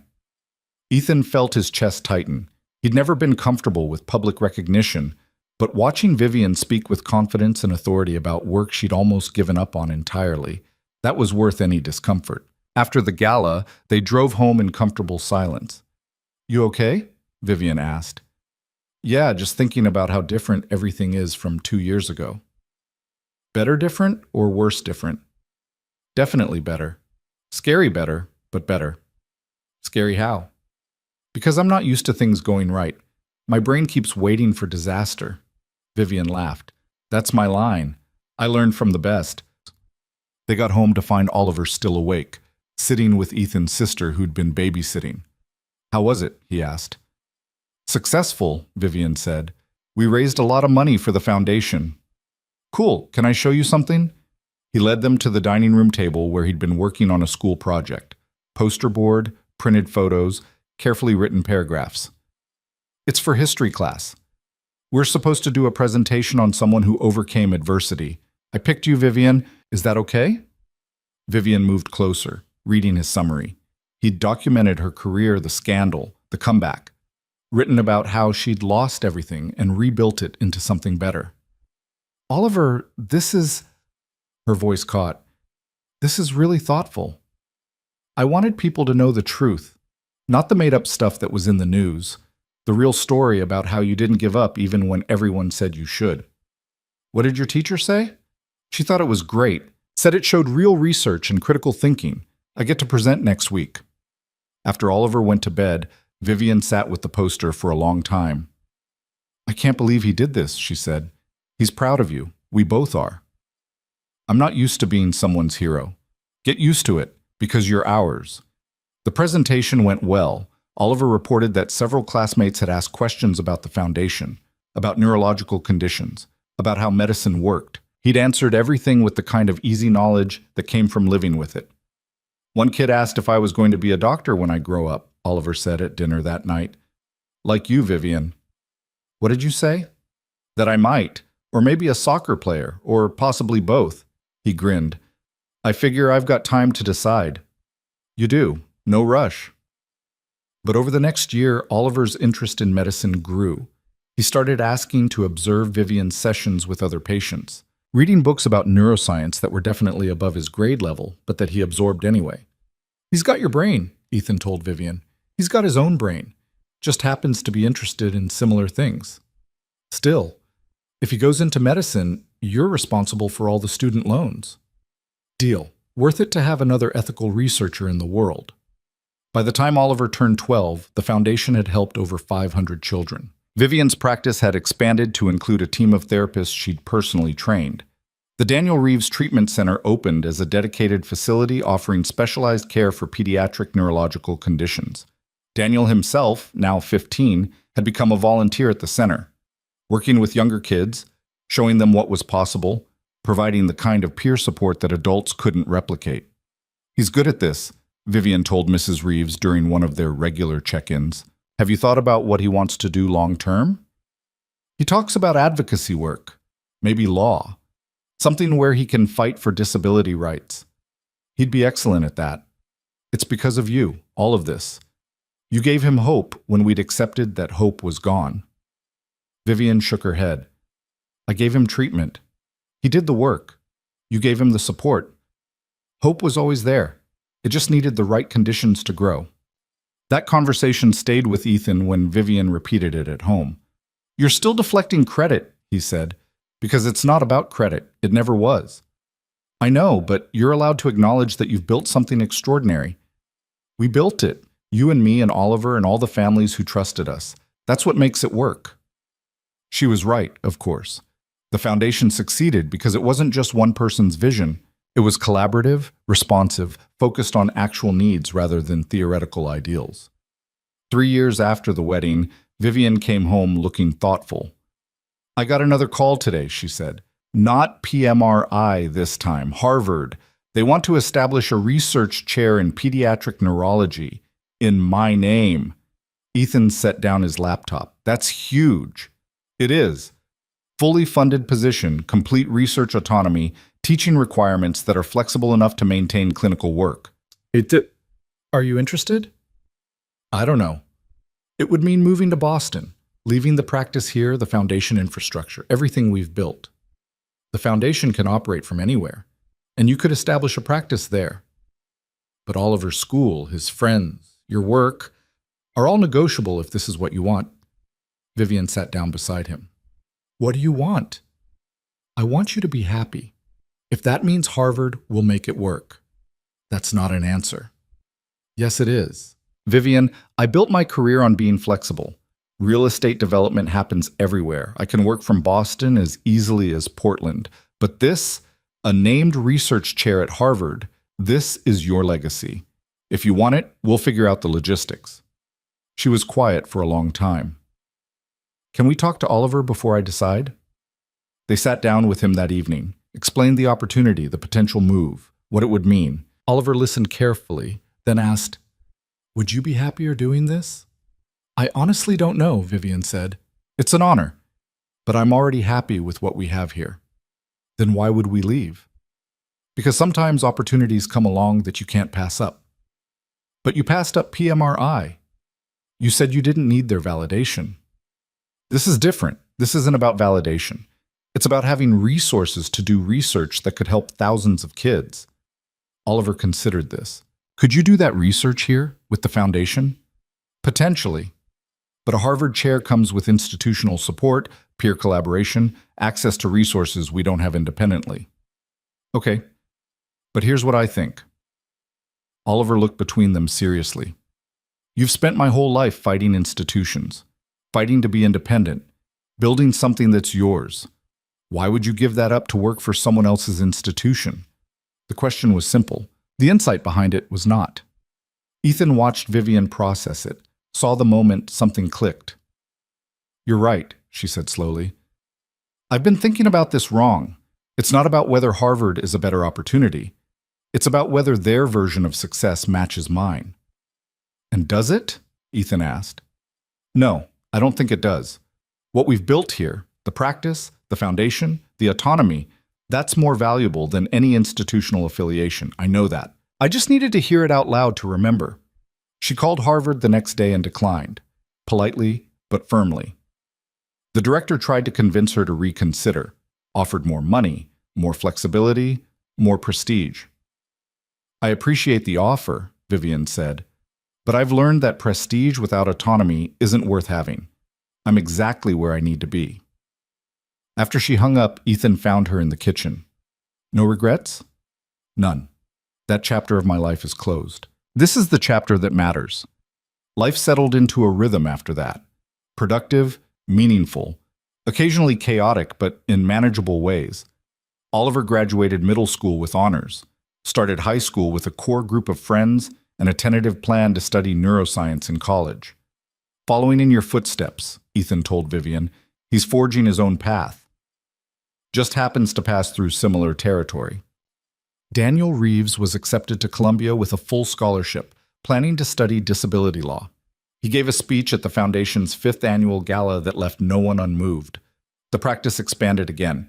Vivian hired 2 more therapists, both trained in her protocols, started offering continuing education courses for professionals working with neurological conditions. You're building a legacy, Ethan said one evening. I'm building a support system. There's a difference. Is there? Legacy implies it's about me. This is about making sure the work continues regardless of whether I'm doing it. That's sustainability, not legacy. Ethan smiled. You're very precise with your language. I'm precise with everything. You knew that when you married me. I did. One of your better qualities. She threw a pillow at him. They celebrated their 5th wedding anniversary quietly. Dinner at Sally's Diner, the place where everything started. Paula, still working there after all these years, brought them coffee without asking.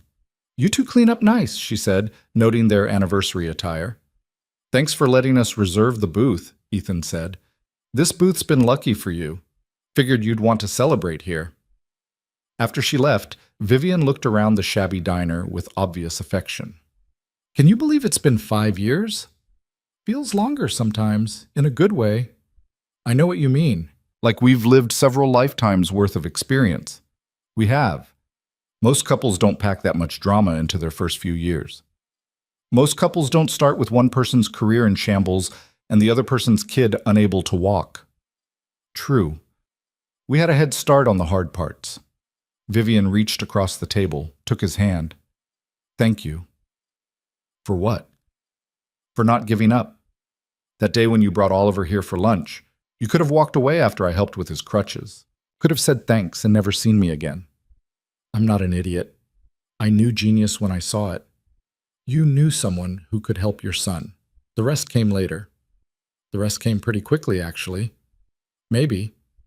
But you were patient with it. With me. Let me set boundaries and work through my issues and figure out what I wanted. Not everyone would have done that. You were worth waiting for. I hope I still am.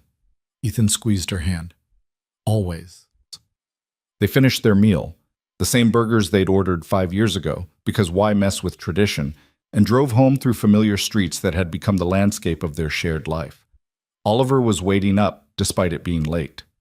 How was it? He asked. Perfect, Vivian said. How was your evening? Good. Finished my college essay. Want to read it? It's almost midnight. Can we read it tomorrow? It's about you, both of you. I wanted you to see it while I'm still brave enough to show you. He handed Ethan his laptop. The essay was titled What Family Means. Ethan read it out loud while Vivian looked over his shoulder. Oliver had written about his medical condition, about the years of failed treatments, about the day his father met a stranger in a diner who changed everything. But the essay wasn't about medicine. It was about what happens when people show up for each other despite fear, despite past failures, despite every reason to protect themselves from more hurt. My dad could have given up on finding help for me, Oliver wrote. Vivian could have refused to work with us because of her past. They both could have played it safe. Instead, they took risks on each other. And because they did, I got a family that's bigger and stronger than the one I started with. I learned that family isn't just who you're born to. It's who shows up when things are hard and stays until they get better. Ethan's voice caught on the last paragraph. Vivian was crying quietly beside him. This is beautiful, Oliver, she said. It's true. That's all. Where are you applying with this? Everywhere. But I'm hoping for Stanford. Their neuroscience program is really good. Stanford's an excellent choice. Would you be sad if I went that far away? Sad and proud. That's what parents feel when their kids grow up and chase their dreams. Oliver smiled. Good. Because I'm definitely going. And then I'm coming back and working with the foundation, maybe running it someday, if you guys trust me with that. Ethan and Vivian exchanged looks. We trust you, Ethan said. But you don't have to decide your whole life right now. You're 17. I know. But I've been thinking about it, about what matters. And this, what you've built, what you've helped people with, that matters. I want to be part of it. After he went to bed, Vivian sat on the couch, looking stunned. Did that just happen? She asked. I think our kid just committed to continuing our work. He doesn't have to. We never pressured him. I know. He chose it himself because he sees what it means, what it does for people. I'm terrified I'll mess him up, put too much pressure on him, make him feel obligated. Then we won't. We'll support whatever he chooses. But Vivian, he's choosing this because it's real to him. He lived it. He knows the difference between going through the motions and actually helping people. When did he get so wise? Probably learned it from you. Definitely learned it from both of us being disasters first and figuring it out slowly. Ethan laughed. That's accurate. 6 months later, Oliver got his acceptance letter from Stanford. Full scholarship. The celebration lasted days. The summer before he left, he volunteered at the treatment center full-time, working with younger kids, observing Vivian's sessions, asking questions that showed he was thinking deeply about methodology and ethics. He's going to be good at this, one of Vivian's therapists told her. Better than good. He has the technical understanding and the empathy. That's rare. When August came and it was time for Oliver to leave, the goodbye was harder than Ethan expected. "It's just college," Oliver said, hugging his father. "I'll be back for holidays." "I know, but you've been my whole world for a long time. It's weird to have that world expand." "It's not expanding. I'm just exploring more of it. You'll always be home." He hugged Vivian just as fiercely. "Thank you," he told her, "for everything, for fixing me, for loving Dad, for showing me what it means to actually help people. You don't need to thank me. You did the hard work. I just guided it. We both know that's not true, but I'll let you believe it." After he left, the house felt too quiet. Ethan found Vivian in Oliver's room, sitting on the bed. "You okay?" he asked. "Yes. No, I don't know. I knew this was coming, but it still feels strange. We're officially empty nesters. At 41, that seems young." "It is young. We have decades ahead of us to figure out what comes next." "What do you think comes next?" Ethan sat beside her. "More of what we're already doing. The foundation, your practice, our life together. Maybe travel now that we have more flexibility. Maybe new projects. Whatever we want, really." "That's a lot of possibility. That's a lot of freedom." Vivian leaned against him. "I'm glad I get to figure it out with you." "Me too." The months after Oliver left were an adjustment. The house felt empty. Dinner conversations were quieter. But slowly, they found a new rhythm. Vivian took on more complex cases, started publishing again, not because she needed the academic validation, but because she had findings worth sharing. Ethan scaled back his real estate work, spent more time on foundation strategy. They traveled to conferences together, to site visits for programs they funded, to places they'd always meant to see but never had time for. One evening in December, almost a year after Oliver left for school, they were decorated for Christmas when the phone rang. Oliver on video call, looking excited. "I have news," he said. "I got accepted to a summer research program at Oxford. It's competitive and amazing and exactly what I wanted." "That's incredible," Vivian said. "What's the focus?" "Pediatric neuroplasticity. They're studying how early intervention affects long-term outcomes. Basically what you've been doing for years, but with more data collection." "You should do it, absolutely." "There's one thing, though. It means I won't be home this summer. I'd be in England from June through August." Ethan saw Vivian's face fall slightly, then recover. "That's fine," she said. "This is an opportunity you can't pass up." "You're sure? I know you were hoping I'd work at the center again." "The center will still be here. Oxford won't always be offering you positions. Go! Learn everything you can." After the call ended, Vivian was quiet. "You okay?" Ethan asked. "Yeah, he's really gone, off living his own life. We're officially irrelevant." "We're not irrelevant. We're just not the center anymore. That's different." "I know, it's good. It's what's supposed to happen. It just feels weird." "We could visit him in England, make a trip out of it." Her expression brightened. "Really?" "Why not? We've never been to Oxford. Could combine it with work. There are programs in London we've been meaning to evaluate. Make it a working vacation." "That sounds perfect." They went in July. Spent a week in London touring treatment facilities and meeting with researchers, then took the train to Oxford where Oliver showed them his lab, introduced them to his colleagues, walked them through the research he was contributing to. Watching him present his findings to a room of established researchers, Ethan felt a surge of pride so intense it was almost painful. "That's our kid," he whispered to Vivian. "I know. How did that happen?" "We showed up. We kept showing up. That's all.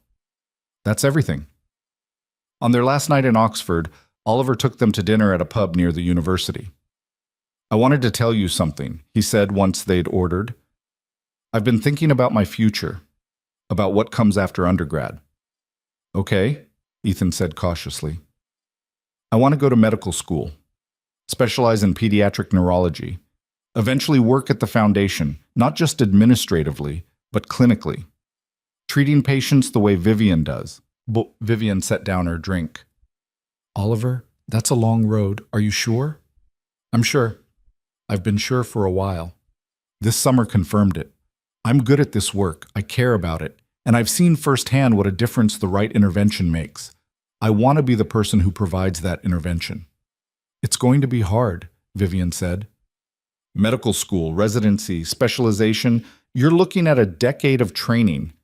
I know, but I watched you rebuild your entire career from nothing. If you can do that, I can do this. Ethan reached across the table, gripped his son's hand. We'll support you, whatever you need. I know you will, but I want to do this on my own. Scholarships, loans, working through school, the whole thing. Not because I don't appreciate what you've given me, because I need to prove to myself I can. That's very mature, Vivian said. I learned from the best, both of you. They flew home a few days later, and the house felt less empty somehow. Oliver was building his own life, yes, but he was building it towards something that mattered, something connected to the work they'd started together. The Foundation's 10-year anniversary gala was the biggest event they'd ever hosted. 500 guests, major donors, politicians, medical professionals from across the country. But the guests of honor were the families. Over 1,000 children had been helped by programs the Foundation funded. Hundreds of them came to celebrate. Vivian's speech that night was different from previous years, more personal. When this foundation started, she said, it was about proving something, proving that good work could survive scandal, that innovation could happen outside institutions, that one person's disaster could become another person's hope. She paused, looking out at the crowd. But over the past decade, it's become about something bigger. It's become about community, about families supporting families, about professionals sharing knowledge instead of hoarding it, about believing that healthcare should be collaborative, not competitive. She talked about specific cases. Kids who'd been told they'd never walk but were now running marathons. Researchers whose work had been rejected by traditional institutions but had flourished with foundation support. Families who'd gone from desperation to hope because someone believed their child deserved a chance. None of this was the plan, Vivian said. The plan was to survive, to rebuild, to find a way to keep working despite everything that had been taken from me. What actually happened was so much better than any plan I could have made, because it wasn't about me. It was about us, all of us, building something together that's bigger and more meaningful than any individual success could be. The standing ovation lasted 5 minutes. Afterward, Daniel Reeves found them. Now 21, graduating from Columbia in the spring, already accepted to law school. Thank you, he told Vivian, for everything, but especially for turning what happened to me into something that helps other kids.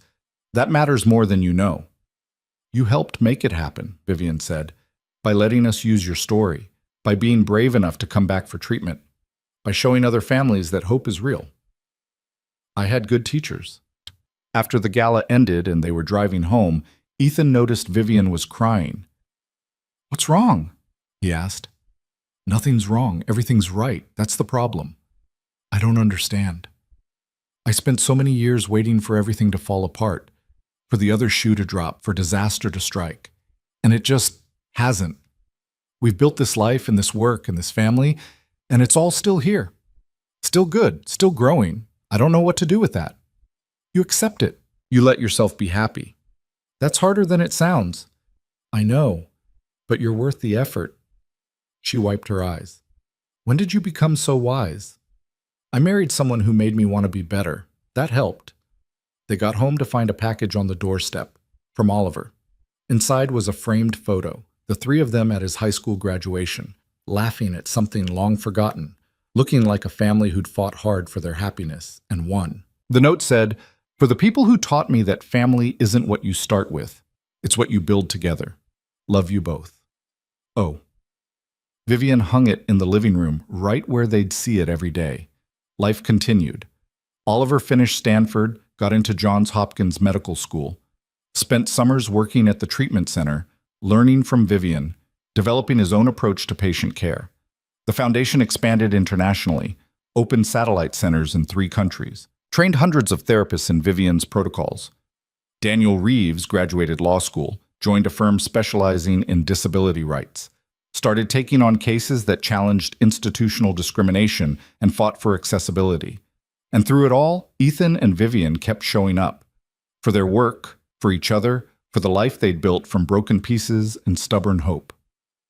On their 15th wedding anniversary, they went back to Sally's diner one more time. Paula was retired now, but the new owner had kept the booth reserved for them. It had become tradition. Every major milestone celebrated where everything started. 15 years, Vivian said. That's longer than my first career lasted. Better career, though. Definitely better. Any regrets? She considered the question seriously. Honestly? No. Even the hard parts led to something worthwhile. I wouldn't change any of it. Not even the scandal, the years of struggling. Not even that. Because it led to you, to Oliver, to the work we're doing now. The path was brutal, but the destination was worth it. Ethan raised his water glass. To brutal paths and worthwhile destinations. And to the people brave enough to walk them together. They clinked glasses and ate their burgers and talked about the future. Oliver's graduation from medical school next spring, the Foundation's expansion into South America, the vacation they'd been planning to celebrate 20 years since they met. Outside, the Oregon rain started falling. Inside, they sat together in a shabby diner booth and felt nothing but gratitude for the strange, unexpected, beautiful life they'd stumbled into that afternoon 15 years ago when a desperate father and a guarded woman made the choice to trust each other despite every reason not to. It wasn't perfect, it never had been, but it was real, and it was theirs, and it was enough. More than enough. It was everything.